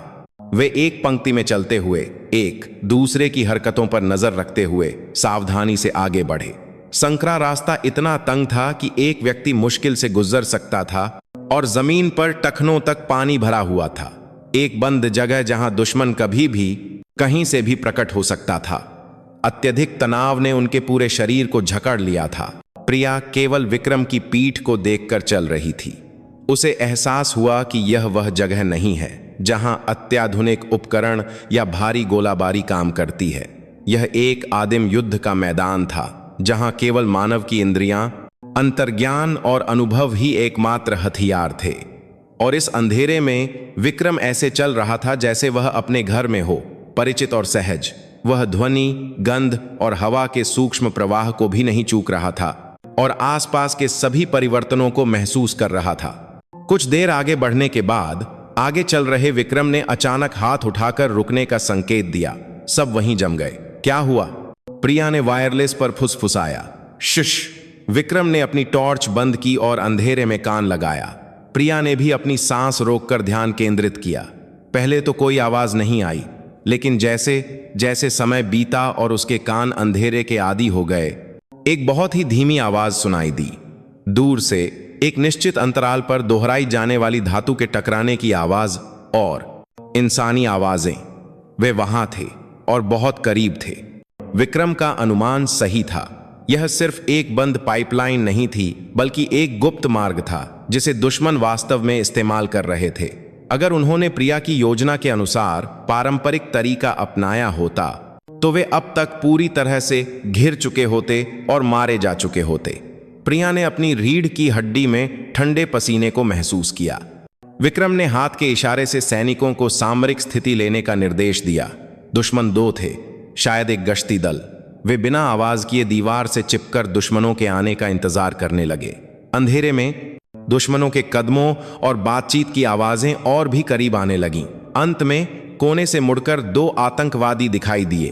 वे अपने कंधों पर राइफलें लटकाए लापरवाही से बातचीत कर रहे थे। जब तक उन्हें अग्रिम टीम की उपस्थिति का पता चला, तब तक बहुत देर हो चुकी थी। विक्रम और प्रिया एक साथ अंधेरे से बाहर निकले। विक्रम ने एक का मुंह बंद करके उसकी गर्दन तोड़ दी और प्रिया ने दूसरे को गिराकर एक लड़ाकू चाकू से उसके महत्वपूर्ण अंगों पर वार किया।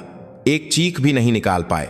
दोनों दुश्मन चुपचाप गिर गए। यह सब कुछ ही सेकंड में हो गया। दोनों की हरकतें ऐसी थीं जैसे वे लंबे समय से एक दूसरे के साथ काम कर रहे हों, पूरी तरह से सामंजस्यपूर्ण। प्रिया ने तेज सांस ली। यह लंबे समय बाद महसूस किया गया वास्तविक युद्ध का एहसास था। उसने अपने द्वारा मारे गए दुश्मन को देखा। वह अभी भी एक युवा लड़का लग रहा था। एक पल के लिए उसे अपराधबोध हुआ, लेकिन उसने तुरंत खुद को संभाला। यही युद्ध है, या तो मारो या मरो। विक्रम पहले ही दुश्मनों की राइफलें और रेडियो ले चुका था। उसने रेडियो को अपने कान से लगाया, कुछ देर फ्रीक्वेंसी मिलाई और फिर दुश्मनों की बातचीत सुनने लगा। स्थिति क्या है? कोई घुसपैठिया तो नहीं? कोई समस्या नहीं। एक चूहा भी नहीं दिख रहा है। उत्तर और पूर्व विशेष रूप से शांत हैं। उत्तर और पूर्व, प्रिया के मूल घुसपैठ के रास्ते। दुश्मनों ने अपनी सेना को वहां केंद्रित किया था और इंतजार कर रहे थे। विक्रम के फैसले ने एक बार फिर टीम की जान बचाई थी। प्रिया ने विक्रम को देखा। उसका चेहरा अंधेरे में भी ठंडा चमक रहा था। अब उसके मन में उसके प्रति सम्मान से बढ़कर एक पूर्ण विश्वास था। आगे बढ़ो। विक्रम के धीमे आदेश पर सैनिक फिर से चलने लगे। वे अब भारतीय सेना की अलग अलग टीमों के सदस्य नहीं थे। वे एक टीम बन गए थे, एक जीवित प्राणी जो अंधेरे और मौत के बीच एक दूसरे की पीठ की रक्षा कर सकते थे। रेत के नीचे गहरे अंधेरे में उनका असली मिशन अभी शुरू हुआ था। भूमिगत सुरंग में वे और कितना आगे बढ़े होंगे। नम और ठंडी हवा धीरे धीरे गर्म और शुष्क होने लगी और दूर से मशीनों के चलने की एक धीमी कंपन महसूस होने लगी। यह संकेत था कि वे लक्ष्य रिफाइनरी के करीब पहुंच रहे थे। विक्रम ने फिर से रुकने का संकेत दिया। सुरंग के अंत में ऊपर की ओर जाने वाली एक पुरानी लोहे की सीढ़ी दिखाई दे रही थी। सीढ़ी के ऊपर मैनहोल के ढक्कन की दरार से एक हल्की रोशनी और लोगों की बातचीत की आवाजें आ रही थीं। यह केंद्रीय पावर रूम से जुड़ा आपातकालीन निकास लगता है। एक स्काउट ने फुसफुसाया। उसने एक छोटा एंडोस्कोप कैमरा निकाला और उसे मैनहोल की दरार से सावधानी से अंदर डाला। उसकी कलाई पर बंधे मॉनिटर पर अंदर का दृश्य दिखाई देने लगा। स्क्रीन पर जो दृश्य था वह चौंकाने वाला था। विशाल पावर रूम दर्जनों सशस्त्र आतंकवादियों से भरा हुआ था। वे व्यस्तता से बम बना रहे थे और अज्ञात रासायनिक पदार्थों से भरे ड्रमों को ले जा रहे थे। और उनके बीच में एक काली पगड़ी पहने एक अधेड़ उम्र का आदमी उन्हें निर्देश दे रहा था। तीखी आंखें और मजबूत शरीर खुफिया फाइल में देखे गए जर्रार के चेहरे से मेल खाता था। लानत है, यह सिर्फ एक ठिकाना नहीं है, यह आतंकवादियों का मुख्यालय है। प्रिया ने गाली दी। खुफिया जानकारी पूरी तरह से गलत थी। दुश्मन की संख्या अनुमान से कई गुना ज्यादा थी। 4 सदस्यों की अग्रिम टीम के लिए इससे निपटना असंभव था। हमें योजना बदलनी होगी। पहले पीछे हटो, मुख्य दल से मदद मांगो। प्रिया की बात खत्म होने से पहले ही विक्रम ने उसका हाथ पकड़कर सिर हिलाया। उसने अपने होठों पर उंगली रखकर चुप रहने का संकेत दिया। फिर उसने मॉनिटर के एक कोने की ओर इशारा किया। प्रिया ने जहां उसने इशारा किया था वहां देखा और उसकी सांस रुक गई। पावर रूम के एक कोने में कई गैस सिलेंडरों के बगल में एक बड़ा टाइम बम लगा हुआ था। लाल टाइमर 30, 17 दिखा रहा था और तेजी से घट रहा था। 30 मिनट। 30 मिनट में अगर वह बम फट गया तो पूरी रिफाइनरी और उसके अंदर के रासायनिक पदार्थ एक श्रृंखला विस्फोट में फट जाएंगे, जिससे इस क्षेत्र के कई किलोमीटर का इलाका तबाह हो जाएगा। पीछे हटने और मदद मांगने का भी समय नहीं था। जर्रार का लक्ष्य हम नहीं थे। वह शुरू से ही इस पूरी रिफाइनरी को उड़ाना चाहता था। हमें फुसलाना सिर्फ समय हासिल करने का एक तरीका था। प्रिया की आवाज निराशा से कांप रही थी। यह एक जाल था, पूरी तरह से बुना हुआ मौत का जाल। अब हम क्या करें? कोई रास्ता नहीं है, स्काउट ने निराश होकर कहा। उसी पल उन्हें कुचलने वाली निराशाजनक चुप्पी को विक्रम ने तोड़ा। नहीं, एक रास्ता है। सभी की निगाहें उस पर टिक गईं। उसकी आंखें निराशा से नहीं बल्कि एक ठंडे संकल्प से जल रही थीं। हमें उस बम को रोकना होगा और जर्रार को खत्म करना होगा। अभी, यहीं, हम चारों। पागल हो गए हो? इतनी बड़ी सेना से कैसे लड़ोगे? मैं सीधे लड़ने की बात नहीं कर रहा हूं। हमें उनकी कमजोरी का फायदा उठाना होगा। विक्रम ने मॉनिटर की ओर इशारा करते हुए अपनी योजना समझानी शुरू की। उसकी आवाज धीमी और शांत थी, लेकिन उसमें एक ऐसी शक्ति थी जिसे नकारा नहीं जा सकता था। उसकी योजना साहसी, विस्तृत और पागलपन की हद तक खतरनाक थी। सफलता की संभावना कम थी, लेकिन अब उनके पास यही एकमात्र उम्मीद थी। जर्रार उस केंद्रीय नियंत्रण कक्ष से सब कुछ निर्देशित कर रहा है। बम को निष्क्रिय करना भी वहीं से संभव होगा। मैं स्नाइपर की भूमिका निभाऊंगा और उनका ध्यान भटकाऊंगा। इस बीच कप्तान शर्मा, आप टीम को लेकर उस पुरानी पाइपलाइन के जरिए नियंत्रण कक्ष के पीछे से पहुंचेंगी। जब मैं संकेत दूंगा तो हम एक साथ हमला करके जर्रार को काबू में करेंगे और बम को निष्क्रिय करेंगे। तुम अकेले उनका ध्यान भटकाओगे? यह आत्महत्या है। प्रिया ने विरोध किया। इसीलिए मुझे आपकी जरूरत है। जब तक मैं समय हासिल करता हूं, आपको मिशन पूरा करना होगा। 1 सेकंड की भी देरी नहीं। विक्रम ने प्रिया की आंखों में सीधे देखा। उसकी आंखें कह रही थीं, मुझे तुम पर विश्वास है। प्रिया अब और विरोध नहीं कर सकी। यह कोई आदेश नहीं था, यह एक दूसरे की जान दांव पर लगाकर किया गया एक वादा था। ऑपरेशन तुरंत शुरू हो गया। विक्रम ने मैनहोल का ढक्कन बस थोड़ा सा खोला, जिससे बंदूक की नली बाहर निकल सके।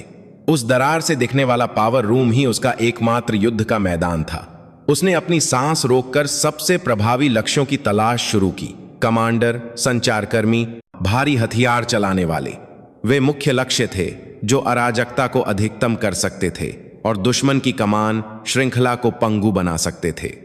इस बीच प्रिया 2 सैनिकों को लेकर विक्रम द्वारा बताए गए रास्ते की ओर बढ़ी। एक अंधेरे और संकरे रास्ते से गुजरने के बाद विशाल मशीनों के ऊपर जटिल रूप से उलझी पुरानी पाइपलाइनें दिखाई दीं।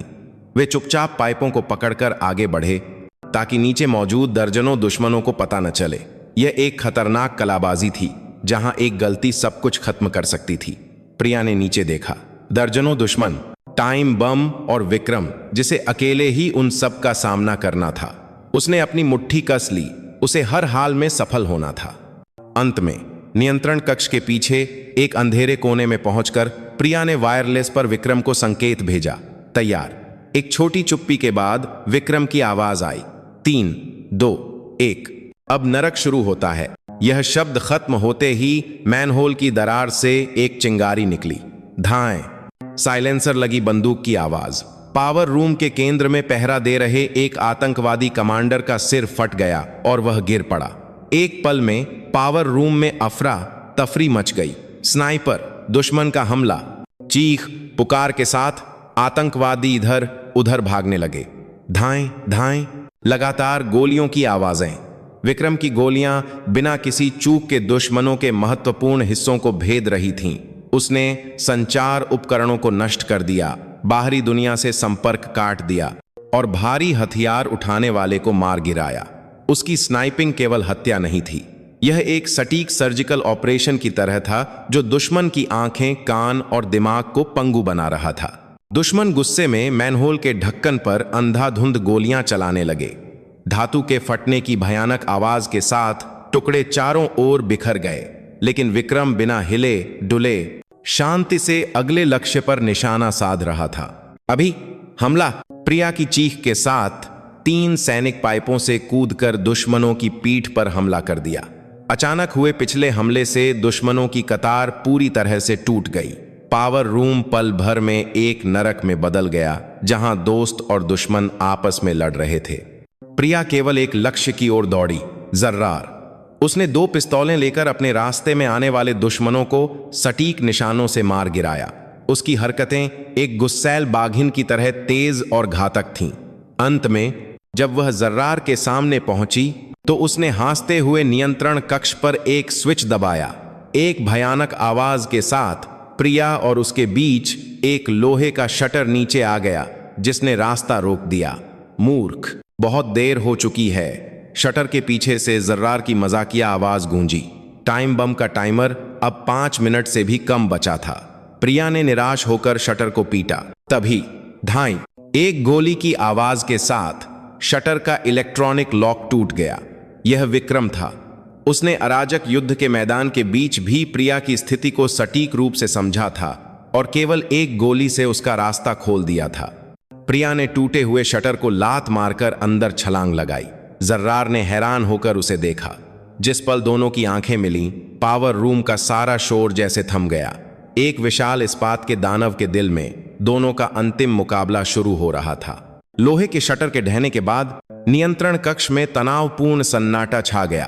प्रिया और जर्रार के बीच की दूरी कुछ ही मीटर थी।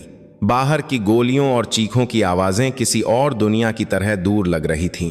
केवल दीवार पर लगे लाल टाइमर की टिक टिक की आवाज दोनों के दिलों की धड़कन की तरह गूंज रही थी। बचा हुआ समय 4 मिनट 30 सेकंड।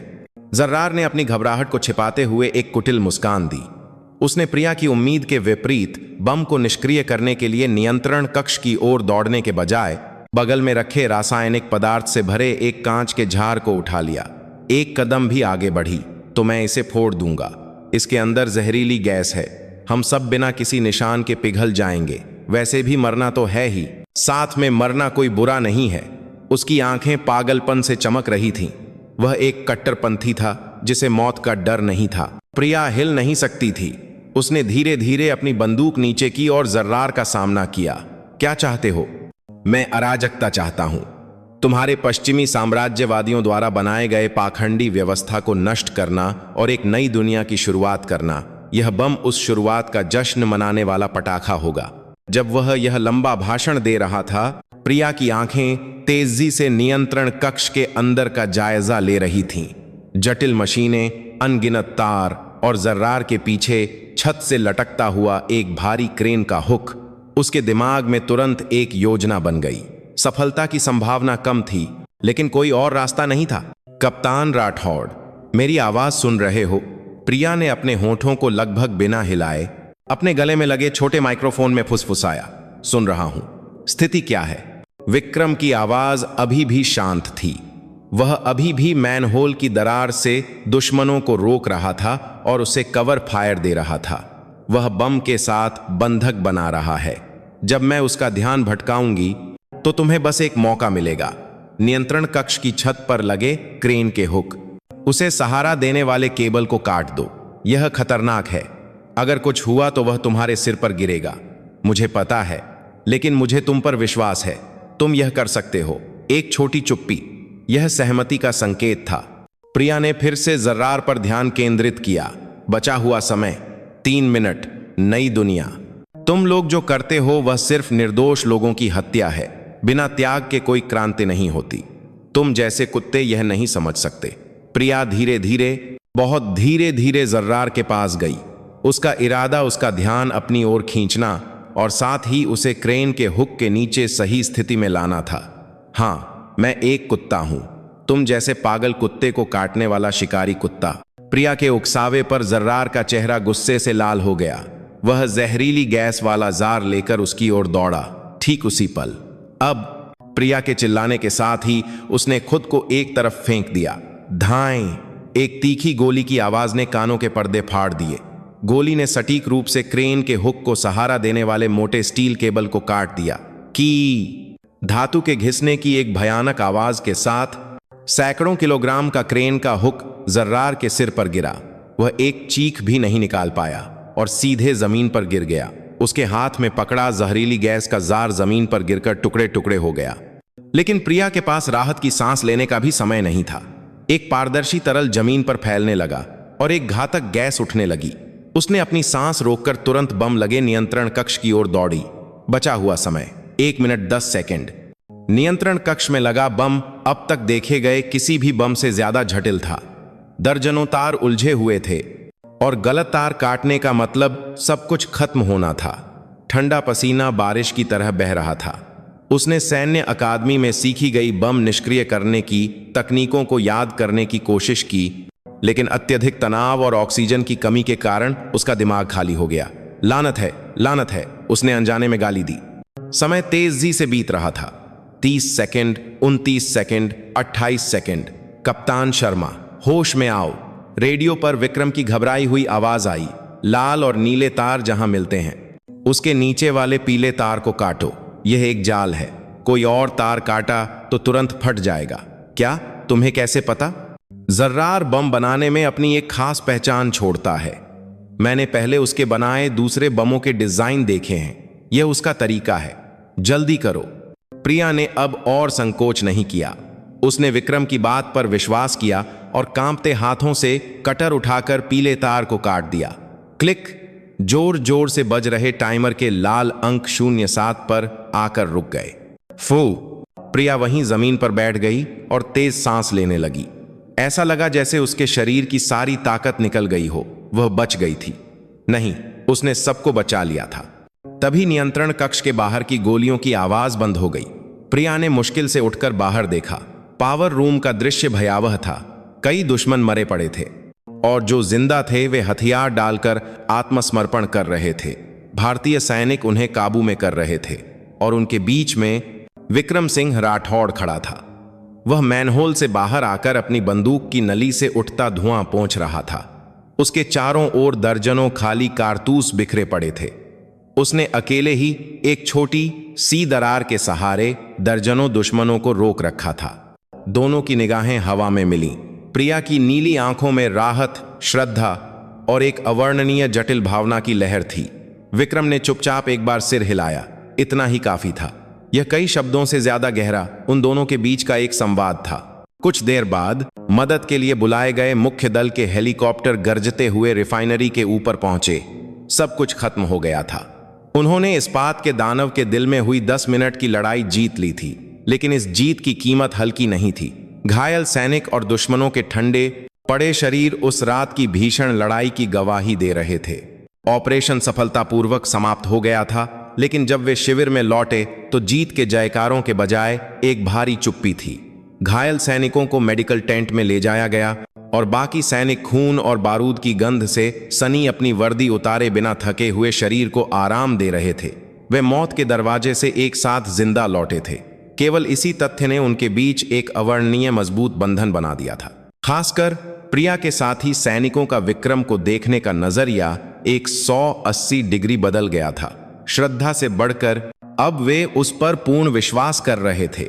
वे जानते थे कि उनकी जान उसके दैवीय स्नाइपिंग कौशल और ठंडे दिमाग के फैसले के कारण बची थी। कुछ ने टूटी फूटी हिंदी में धन्यवाद भी कहा। विक्रम ने बस चुपचाप सिर हिला दिया। प्रिया मेडिकल टेंट के एक कोने में बैठी अपनी बांह में लगे छर्रे का इलाज करवा रही थी। यह लड़ाई के दौरान लगी चोट थी, लेकिन एड्रेनालाइन के कारण उसे दर्द भी महसूस नहीं हो रहा था। शारीरिक पीड़ा से ज्यादा उसे मानसिक आघात परेशान कर रहा था। टाइम बम का लाल टाइमर, जहरीली गैस का खतरा और अपने हाथों से दुश्मनों को मारने के क्षण उसकी आंखों के सामने किसी फिल्म की तरह घूम रहे थे। यही असली युद्ध था। प्रशिक्षण से अतुलनीय जीवन और मृत्यु की कठोर वास्तविकता। इलाज पूरा होने के बाद प्रिया अपने तंबू में लौटने के बजाय प्रशिक्षण मैदान के एक कोने में बने वॉच टावर की ओर बढ़ी। यह वह जगह थी जहां से पूरे शिविर का नजारा दिखता था और जब भी उसका मन बेचैन होता वह वहां जाना पसंद करती थी। वह ठंडी रात की हवा में अपना सिर ठंडा करना चाहती थी। जब वह वॉच टावर पर चढ़ी तो वहां पहले से ही कोई मौजूद था। विक्रम सिंह राठौड़। वह रेलिंग से टिककर अंधेरे में डूबे रेगिस्तान के क्षितिज को चुपचाप देख रहा था। उसके हाथ में एक पुराना आईडी टैग था। प्रिया चुपचाप उसके बगल में जाकर खड़ी हो गई। कुछ देर तक दोनों के बीच चुप्पी रही। केवल रेगिस्तान की हवा की आवाज उनके पास गूंज रही थी। पहले चुप्पी प्रिया ने तोड़ी। मुझे धन्यवाद कहना चाहिए। आज रात तुम्हारी वजह से हम सब जिंदा हैं। विक्रम ने क्षितिज से नजरें हटाए, बिना धीमी आवाज में जवाब दिया, यह मैंने अकेले नहीं किया। कप्तान शर्मा की हिम्मत के बिना यह असंभव था। हिम्मत? मैं तो बस डरी हुई थी। बम के सामने मेरा दिमाग खाली हो गया था। अगर तुम्हारी आवाज न होती तो। प्रिया अपनी बात पूरी नहीं कर सकी। उस समय का डर जैसे फिर से उभर आया हो। यह पहली बार था जब उसने अपनी कमजोरी को ईमानदारी से स्वीकार किया था। विक्रम ने धीरे धीरे अपना सिर घुमाकर उसे देखा। उसकी गहरी आंखें अंधेरे में भी चमक रही थीं। डर लगना स्वाभाविक है। असली हिम्मत डर न लगने में नहीं, बल्कि डर के बावजूद आगे बढ़ने में है। तुमने आज यह साबित कर दिया। उसके शांत सांत्वना से प्रिया के दिल का बोझ कुछ कम हुआ। उसने उसके हाथ में पकड़े आईडी टैग को देखकर पूछा, यह क्या है? कुछ खास है? विक्रम कुछ देर हिचकिचाया, फिर उसने उसे आईडी टैग दिखाया। 2 आईडी टैग, एक उसका था और दूसरे पर एक अनजान नाम लिखा हुआ था। यह मेरे एक जूनियर का है जिसे मैंने एक मिशन के दौरान खो दिया था। मैं उसे नहीं बचा सका। उसकी आवाज में गहरा दुख और अपराधबोध था। प्रिया को अंदाजा हो गया कि उसके अतीत में कैसे घाव हैं। वह भी उसकी तरह या शायद उससे भी ज्यादा गहरे अंधेरे से लड़ रहा था। मैंने भी खोया है एक साथी को। प्रिया ने अपने ईमा के दिनों की यादें और पहले वास्तविक युद्ध में एक साथी को खोने की दर्दनाक यादें पहली बार किसी को बताईं। उसने अपने अहंकार का कवच उतारकर अपना घायल असली चेहरा दिखाया। दोनों कुछ देर तक चुपचाप अपने अपने घावों को साझा करते रहे। राष्ट्रीयता, लिंग और परवरिश अलग अलग थी, लेकिन एक सैनिक के रूप में खोने का दर्द एक जैसा था। वे अब एक दूसरे को प्रतिस्पर्धी के रूप में नहीं देख रहे थे। वे एक दूसरे के दर्द को समझने वाले एकमात्र छड़धी साथी बन गए थे। तुम सैनिक क्यों बने? प्रिया ने पूछा। रक्षा करने के लिए, मेरे परिवार, मेरे देश और मेरे जैसे सामान्य लोगों की, ताकि उन्हें फिर कभी युद्ध का दर्द न झेलना पड़े। यही एकमात्र कारण है कि मैं बंदूक उठाता हूं। उसका जवाब सरल था, लेकिन उसमें किसी भी भाषण से ज्यादा ताकत थी। प्रिया ने अब तक कभी गहराई से नहीं सोचा था कि वह सैनिक क्यों बनी। वह बस परिवार की उम्मीदों पर खरा उतरने और पुरुषों से हार न मानने की जिद में आगे बढ़ती रही थी। विक्रम की बात सुनकर उसे एहसास हुआ कि जिस ताकत की उसने तलाश की थी वह कितनी खोखली थी। मैं नहीं जानती कि मैं किसके लिए लड़ती हूं। प्रिया की आवाज में आत्म तिरस्कार था। विक्रम उसकी ओर मुड़ा, फिर उसने अपनी छाती की ओर इशारा करते हुए कहा, जवाब दूर नहीं है। तुम्हारे दिल के धड़कने का कारण वह पल जब तुमने अपने साथियों को बचाने के लिए अपनी जान जोखिम में डाल दी थी, वही तुम्हारा जवाब है। तुम पहले से ही जानती हो। उसकी बातों से प्रिया को पावर रूम के आखिरी क्षण याद आ गए। साथियों को बचाने की तीव्र इच्छा, अन्याय के प्रति गुस्सा, यह बिना सोचे समझे उसके दिल की गहराइयों से निकली एक वृत्ति थी। उसे एहसास हुआ कि वह भी कुछ बचाना चाहती थी। रात गहरी हो रही थी। वॉच टावर के नीचे शिविर फिर से सामान्य होने लगा था, लेकिन उस रात वॉच टावर पर हुई बातचीत ने दोनों के रिश्ते को पूरी तरह से बदल दिया था। उन्होंने एक दूसरे के घावों को सहलाया और एक दूसरे के माध्यम से खुद को देखा। राख से ढके युद्ध के मैदान में 2 आत्माएं इस तरह एक दूसरे से गहराई से जुड़ रही थीं। रेगिस्तान की ठंडी हवा अब अकेली नहीं लग रही थी। जर्रार को खत्म करने और रिफाइनरी पर हमले को रोकने वाली संयुक्त टीम नायक बनकर शिविर में लौटी, लेकिन उनका मिशन अभी खत्म नहीं हुआ था। उन्हें जर्रार के पीछे के संगठन और उसके द्वारा छिपाए गए अन्य खतरों का पता लगाना था। ऑपरेशन के दौरान बरामद जर्रार के सैटेलाइट फोन और लैपटॉप का विश्लेषण करने वाली खुफिया टीम ने एक तत्काल समाचार दिया। जर्रार ने मरने से ठीक पहले अपने ऊपरी संगठन को एक एन्क्रिप्टेड संदेश भेजा था।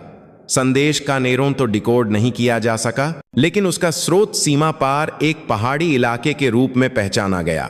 जर्रार तो सिर्फ एक मोहरा था, इसके पीछे एक बहुत बड़ा संगठन छिपा हुआ है। कर्नल जॉनसन का चेहरा पहले से कहीं ज्यादा गंभीर था। उन्होंने तुरंत एक पीछा करने वाली टीम बनाने का आदेश दिया। इस मिशन का उद्देश्य दुश्मन के मुख्यालय का पता लगाना और संभव हो तो उनके सरगना को पकड़ना या खत्म करना था। यह सीमा पार करने वाला एक अत्यंत खतरनाक और संवेदनशील ऑपरेशन था। पीछा करने वाली टीम के कमांडर के रूप में सर्वसम्मति से प्रिया को चुना गया और उसके साथ स्वाभाविक रूप से विक्रम सिंह राठौड़ भी था। अब किसी ने भी उनके संयोजन पर कोई आपत्ति नहीं जताई। पिछले ऑपरेशन के माध्यम से दोनों को पहले से ही एक महान जोड़ी के रूप में स्वीकार कर लिया गया था। उनके अलावा दोनों देशों के सबसे उत्कृष्ट टोही, घुसपैठ और विस्फोटक विशेषज्ञों सहित 6 और सदस्य चुने गए। कुल 8 एलीट एजेंटों ने अंधेरे का फायदा उठाकर एक बार फिर दुश्मन के इलाके की ओर प्रस्थान किया। उनका लक्ष्य सीमा के पास एक ऊबड़ खाबड़ चट्टानी पहाड़ी इलाका था।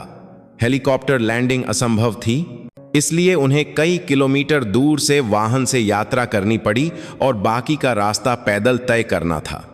2 पुरानी सैन्य ट्रकों में सवार होकर वे अंतहीन रेगिस्तानी सड़क पर चले। मौसम कुछ ठीक नहीं लग रहा है, ट्रक चला रहे एक सैनिक ने खिड़की से बाहर देखते हुए कहा। आसमान पूरी तरह से बादलों से घिरा हुआ था और हवा तेज हो रही थी। यह रेगिस्तानी रेतीले तूफान का संकेत था। प्रिया ने नक्शा देखते हुए कहा, हमें तूफान आने से पहले घाटी के प्रवेश द्वार तक पहुंचना होगा। गति बढ़ाओ। ट्रक ने गरजते हुए गति बढ़ाई, लेकिन उनकी हरकतें पहले ही दुश्मन द्वारा पता लगा ली गई थीं। जैसे ही वे एक संकरी घाटी से गुजर रहे थे, दोनों तरफ की पहाड़ियों से आग की लपटें निकलीं। घात, सब नीचे उतरो। प्रिया की चीख के साथ सैनिक तेजी से ट्रक से कूदकर चट्टानों के पीछे छिप गए। एक आरपीजी रॉकेट ट्रक से टकराया और एक जोरदार विस्फोट हुआ। पल भर में उनका एकमात्र परिवहन का साधन एक जलते हुए लोहे के ढेर में बदल गया। चारों ओर से गोलियों की बौछार होने लगी। दुश्मन संख्या और बेहतर स्थिति में थे। इस तरह वे घिरकर मारे जाने की स्थिति में थे। इस तरफ भागने का रास्ता बनाओ। विक्रम चिल्लाते हुए आगे बढ़ा। उसने चट्टानों के बीच एक संकरा रास्ता खोज निकाला था, जहां दुश्मन की गोलियां कम थीं। सैनिक एक दूसरे को कवर देते हुए उसके पीछे चले, लेकिन दुश्मन का पीछा लगातार जारी रहा। और भी बुरा यह हुआ कि अंततः रेतीला तूफान उन पर आ पड़ा। आसमान पीला हो गया और मोटी रेत के कण एक तूफान की तरह बहने लगे। 1 इंच भी आगे देखना मुश्किल था। दृष्टि और संचार दोनों बाधित हो गए। बिखरो मत, एक दूसरे की स्थिति की जांच करते रहो। प्रिया चिल्लाई, लेकिन उसकी आवाज विशाल तूफान के शोर में दब गई। और भी बुरा यह हुआ कि गोलीबारी के झटके से चट्टानों का एक हिस्सा ढह गया, जिससे टीम 2 हिस्सों में बांट गई। प्रिया, विक्रम और एक अमेरिकी संचारकर्मी बाकी टीम से अलग हो गए। लानत है। प्रिया रेडियो पर लगातार अपने साथियों को बुलाती रही, लेकिन केवल शोर सुनाई दे रहा था। रेतीले तूफान में वे पूरी तरह से अकेले हो गए थे और उनका पीछा करने वालों के कदमों की आहट और भी करीब आ रही थी। ऐसे नहीं चलेगा। हमें पहले तूफान से बचने के लिए कोई जगह ढूंढनी होगी। विक्रम ने प्रिया का हाथ पकड़कर कहा। वे न दिखने वाले रेतीले तूफान में आगे बढ़ते रहे। कुछ देर बाद उन्हें एक चट्टान के नीचे एक छोटी गुफा मिली। तीनों थके हुए शरीर को लेकर गुफा के अंदर चले गए। गुफा अंदर से अंधेरी थी, लेकिन कम से कम वे हड्डियों को कंपा देने वाली रेतीली हवा से बच सकते थे। तीनों चुपचाप तेज सांस ले रहे थे। वे एलीट एजेंट थे, लेकिन अप्रत्याशित प्रकृति और दुश्मनों के लगातार पीछा करने के सामने वे बेहद कमजोर थे। बाकी टीम के सदस्य सुरक्षित होंगे? संचारकर्मी ने चिंतित आवाज में पूछा। प्रिया कोई जवाब नहीं दे सकी। उसे एक कमांडर के रूप में टीम को खतरे में डालने का अपराध बोध हो रहा था। तभी विक्रम ने अपनी कमर से बंधी पानी की बोतल निकालकर उसे दी। पीजिए, अभी सब कुछ खत्म नहीं हुआ है। उसकी आवाज तूफान में भी एक अडिग चट्टान की तरह थी। प्रिया ने पानी पीकर किसी तरह खुद को शांत किया। अब हम क्या करें? संचार टूट गया है और हम पूरी तरह से अलग थलग पड़ गए हैं। दुश्मन हमें ढूंढने आएंगे। यह तूफान उनके लिए भी और हमारे लिए भी एक मौका हो सकता है। विक्रम ने गुफा के बाहर पीले रेत के पर्दे के पार देखते हुए कहा। उसकी आंखें ऐसी लग रही थीं जैसे वह तूफान के पार कुछ देख रहा हो। दुश्मन सोचेंगे कि हम इस तरह की किसी गुफा में छिपे हुए हैं और वे कहे ताकि इनको एफआर तूफान के शांत होने का इंतजार करके खोज शुरू करेंगे। लेकिन हमें उनकी उम्मीदों को तोड़ना होगा। कैसे? तूफान में घुसकर। विक्रम की बात सुनकर प्रिया और संचारकर्मी हैरान रह गए। न दिखने वाले रेतीले तूफान में जाना आत्महत्या के बराबर था। पागल हो गए हो क्या तुम? चाहते हो कि हम रास्ता भटक कर मर जाएं? नहीं, रास्ता ढूंढने के लिए। यह तूफान दुश्मन की दृष्टि और पीछा करने की क्षमता को भी बेअसर कर देगा। और हमारे पास यह है। विक्रम ने अपनी जेब से एक छोटा कंपास और एक पुराना नक्शा निकाला। ऐसे में जब जीपीएस बेकार हो गया था, यही एकमात्र उपकरण था जिस पर वे भरोसा कर सकते थे। हवा की दिशा और भू-भाग का उपयोग करके हम तूफान में भी एक अनुमानित मार्ग बनाए रख सकते हैं। जब दुश्मन छिपे होंगे, हम उनके दिल में घुसेंगे। संकट ही अवसर है। उसकी योजना दुस्साहसी थी, लेकिन साथ ही सबसे तर्कसंगत विकल्प भी। चुपचाप बैठकर मौत का इंतजार करने से बेहतर था कि असंभव को चुनौती दी जाए। प्रिया ने अपना मन बना लिया। उसने अब और संकोच नहीं किया। उसने विक्रम सिंह राठौड़ नाम के इस आदमी पर भरोसा करने का फैसला किया। ठीक है, जैसा तुम कहो, हम खुद तूफान बन जाएंगे। तीनों ने एक दूसरे को रस्सी से बांध लिया ताकि वे रेतीले तूफान में एक दूसरे को न खो दें, और वे एक बार फिर नरक जैसे रेतीले तूफान में चल पड़े। यह दुश्मन के पीछा से बचने के लिए भागना नहीं था, बल्कि यह दुनिया के सबसे खतरनाक शिकार की शुरुआत थी जो दुश्मन के दिल की ओर बढ़ रहा था। उनकी किस्मत अब प्रकृति के विशाल क्रोध और उनकी अपनी इच्छा शक्ति पर निर्भर थी। रेतीला तूफान उन्हें निगल जाने को तैयार था। आंखें खोलना भी मुश्किल था और कानों में केवल हवा की चीखें गूंज रही थीं। एक कदम भी बढ़ाना 1000 किलो का वजन उठाने जैसा था। तीनों एक दूसरे से बंधी रस्सी के सहारे केवल विक्रम द्वारा बताई गई दिशा में चुपचाप चलते रहे। समय का एहसास खत्म हो गया। वे कितना चले, कहां जा रहे थे, कुछ पता नहीं था। तीलिक खत्म हो गई थी और होंठ सूखकर फट गए थे। संचारकर्मी लगभग बेहोश होने वाला था और मजबूत प्रिया का भी दिमाग चकराने लगा था। हार मानने का प्रलोभन एक शैतान की तरह फुसफुसा रहा था। हर बार विक्रम ही उन्हें संभाले रखता था। वह एक तूफान में जड़े हुए एक विशाल पेड़ की तरह अडिग होकर आगे बढ़ रहा था। उसने अपनी बोतल में बचा आखिरी पानी अपने साथियों को दिया और थके हुए संचारकर्मी को सहारा दिया। उसकी मजबूत इच्छा शक्ति रस्सी के माध्यम से बाकी दोनों तक भी पहुंच रही थी। न जाने कितना समय बीता होगा। चमत्कार की तरह हवा शांत होने लगी। आसमान को ढके हुए पीले रेत के पर्दे धीरे धीरे हटने लगे और एक धूसर आसमान दिखाई दिया। वे अंततः नरक जैसे रेतीले तूफान से बाहर निकल आए थे। तीनों वहीं जमीन पर गिर पड़े। पूरा शरीर पसीने और रेत से सना हुआ था, लेकिन जिंदा बचने की राहत में हंसी छूट गई। हमने कर दिखाया, हमने कर दिखाया। संचारकर्मी एक बच्चे की तरह चिल्लाया। प्रिया के थके हुए चेहरे पर भी एक हल्की मुस्कान थी। तूफान के गुजर जाने के बाद रेगिस्तान एक अलग ही दुनिया लग रहा था, शांत। वे जहां खड़े थे वह विशाल चट्टानों से घिरा एक छोटा सा बेसिन था और उनकी आंखों के सामने एक अविश्वसनीय दृश्य था। बेसिन के केंद्र में एक मरीचिका की तरह आतंकवादियों का एक गुप्त अड्डा था। तूफान से बचने के लिए तंबुओं और छलावरण जाल से बना एक अस्थायी शिविर। मिल गया, वह उनका मुख्यालय है, प्रिया ने फुसफुसाया। विक्रम का अनुमान सटीक निकला था। वे रेतीले तूफान को पार करके दुश्मन के दिल में पहुंच गए थे। शिविर में दुश्मन अभी भी रेतीले तूफान के प्रभाव से उबर नहीं पाए थे और अव्यवस्थित थे। सुरक्षा ढीली थी और अधिकांश सैनिक बिना हथियारों के आराम कर रहे थे। यह उनके लिए एक सुनहरा मौका था। क्या करें? हम तीनों इस पर हमला नहीं कर सकते, यह आत्महत्या होगी, संचारकर्मी ने कहा। हमला करने की जरूरत नहीं है, हमारा लक्ष्य उनकी योजना का पता लगाना है।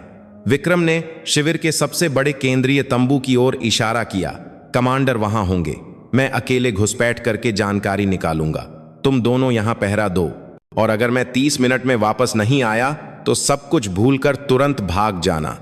यह एक आदेश है। नहीं, यह खतरनाक है, प्रिया ने विरोध किया। यह हमारे लिए सबसे कारगर तरीका है। अगर मैं पकड़ा भी गया तो तुम दोनों को जिंदा रहकर यह जानकारी अपनी सेना तक पहुंचानी होगी। विक्रम की आंखें दृढ़ थीं। अब बहस की कोई गुंजाइश नहीं थी। उसने अपनी वर्दी उतारकर स्थानीय लोगों जैसे दिखने वाले पुराने कपड़े पहन लिए। यह कपड़े उसने रेतीले तूफान में उठाए थे।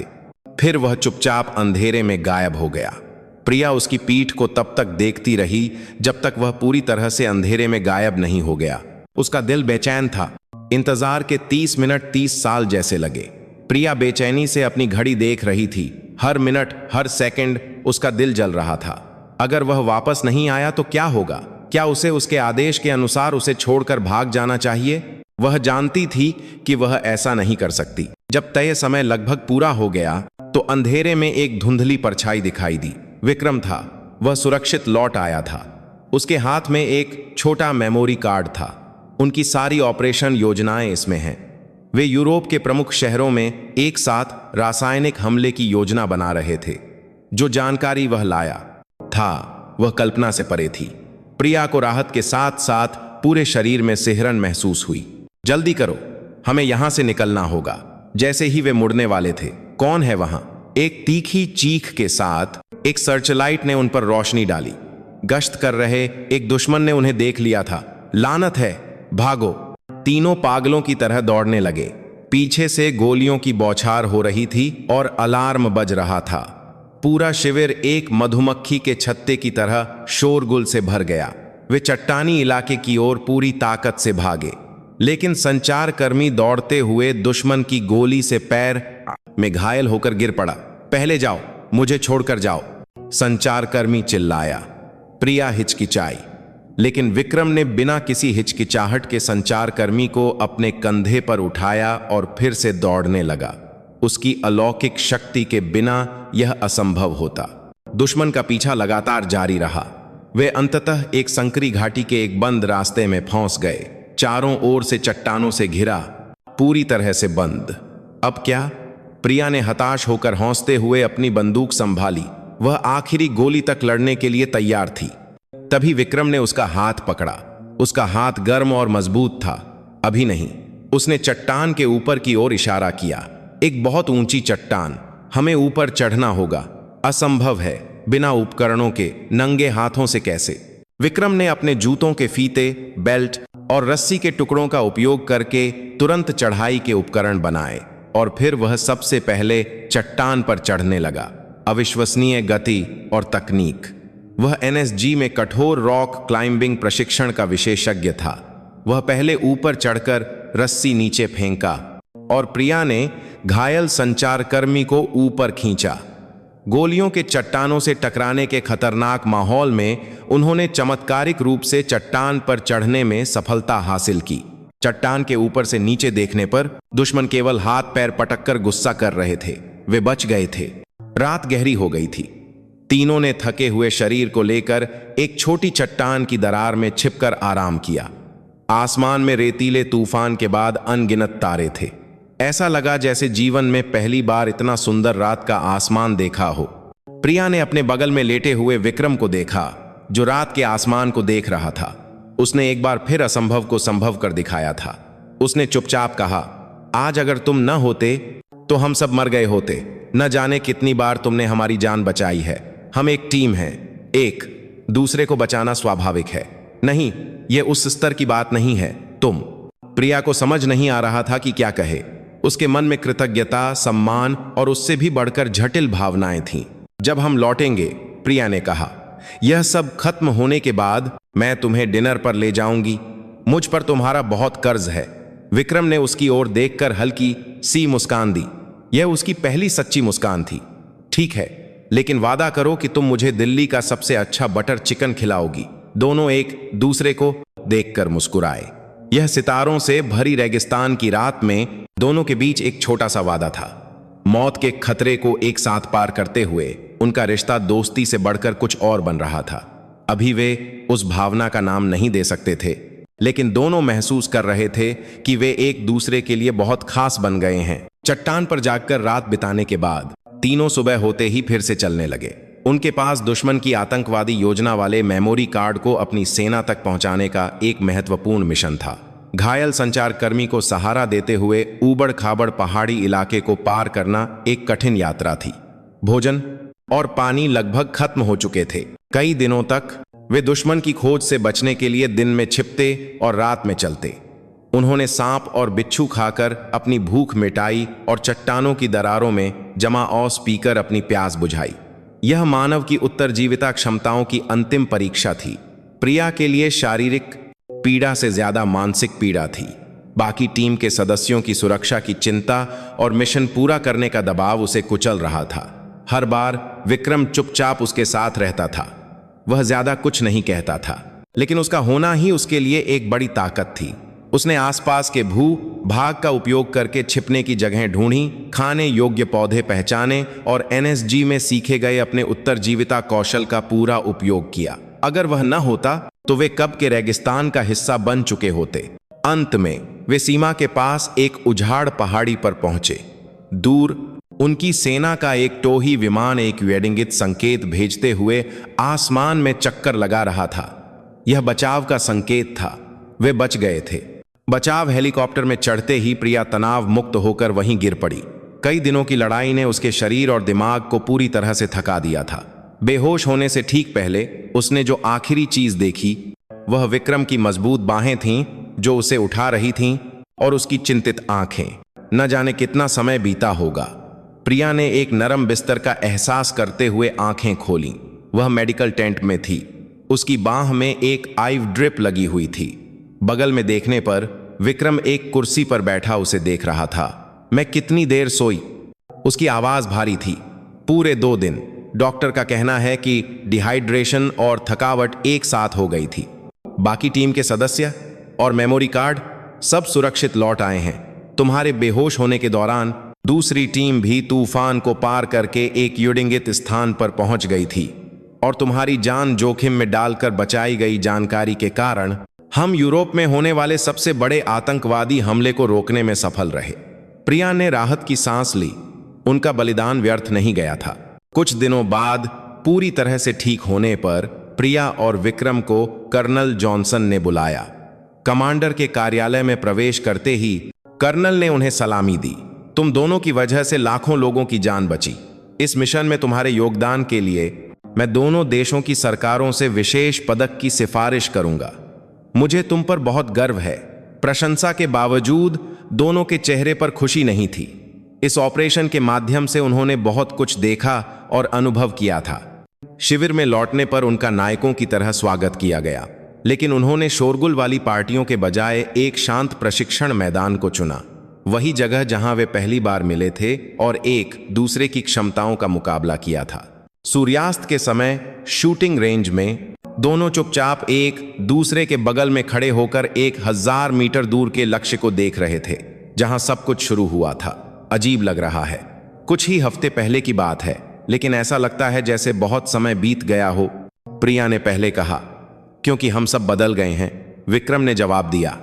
हाँ, वे बदल गए थे। प्रिया अब वह अभिमानी सुनहरी शेरनी नहीं थी। उसने सीखा था कि सच्ची ताकत शासन में नहीं बल्कि जिम्मेदारी में है। विक्रम भी बदल गया था। वह हमेशा अकेले ही सारा बोझ उठाने की कोशिश करता था, लेकिन प्रिया जैसे साथी के माध्यम से उसने एक साथ लड़ना सीखा था। उस समय की शर्त क्या वह अभी भी लागू है? प्रिया ने मजाक में पूछा। उसका मतलब उस अपमानजनक चुनौती से था जब उसने कहा था कि वह उसके बच्चे की मां बनेगी। विक्रम ने मुस्कुराते हुए सिर हिलाया। वह शर्त तो तुम पहले ही हार चुकी हो, क्योंकि तुम मुझे नहीं हरा पाई। क्या मैं हारी? प्रिया की आंखें गोल हो गईं।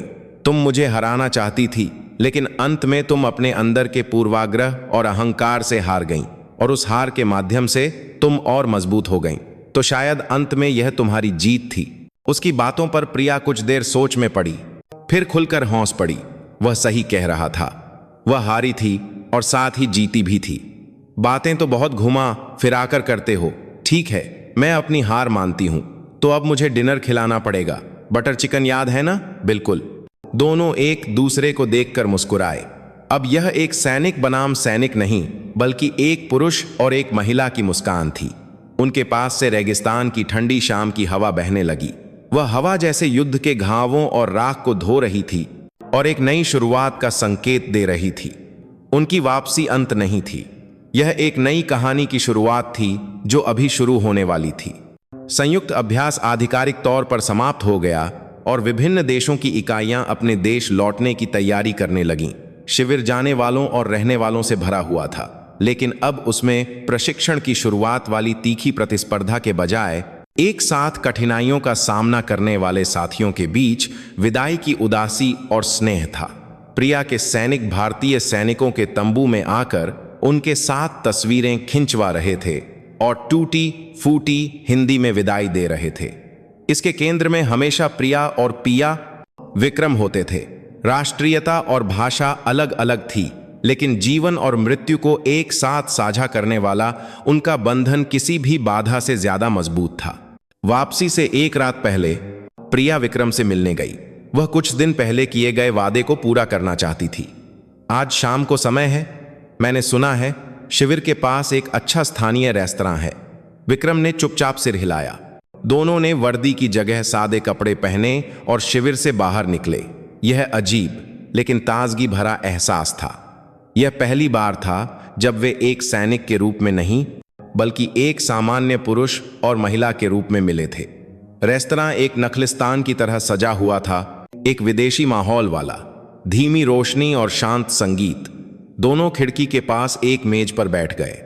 खिड़की के बाहर रेगिस्तान का लाल सूर्यास्त भव्य रूप से फैला हुआ था। ऐसी जगह पर ऐसा रेस्तरां मैंने सोचा भी नहीं था, प्रिया ने प्रशंसा करते हुए कहा। युद्ध के मैदान में भी फूल खिलते हैं, विक्रम ने जवाब दिया। खाना आया और दोनों ने बटर चिकन के सामने अपनी वाइन की गिलासें टकराईं। किसके लिए जाम पिए? प्रिया ने पूछा। जिंदा लौटने के लिए। विक्रम की बात पर दोनों एक पल के लिए गंभीर हो गए। वे एक साथ हंस रहे थे, लेकिन उस हंसी के पीछे अनगिनत मौत के खतरे थे जिन्हें उन्होंने एक साथ पार किया था। भोजन करते हुए दोनों ने उन छोटी छोटी बातों को साझा किया जो वे पहले नहीं कर पाए थे। परिवार की बातें, घर की बातें, और अगर वे सैनिक न होते तो क्या करते। प्रिया ने एक ठंडे दिमाग वाली कमांडर के पीछे छिपी एक मजाकिया और गर्मजोशी वाली महिला का रूप दिखाया, और विक्रम ने भी एक शांत सैनिक के पीछे छिपी एक संवेदनशील और गहरी आत्मा को प्रकट किया।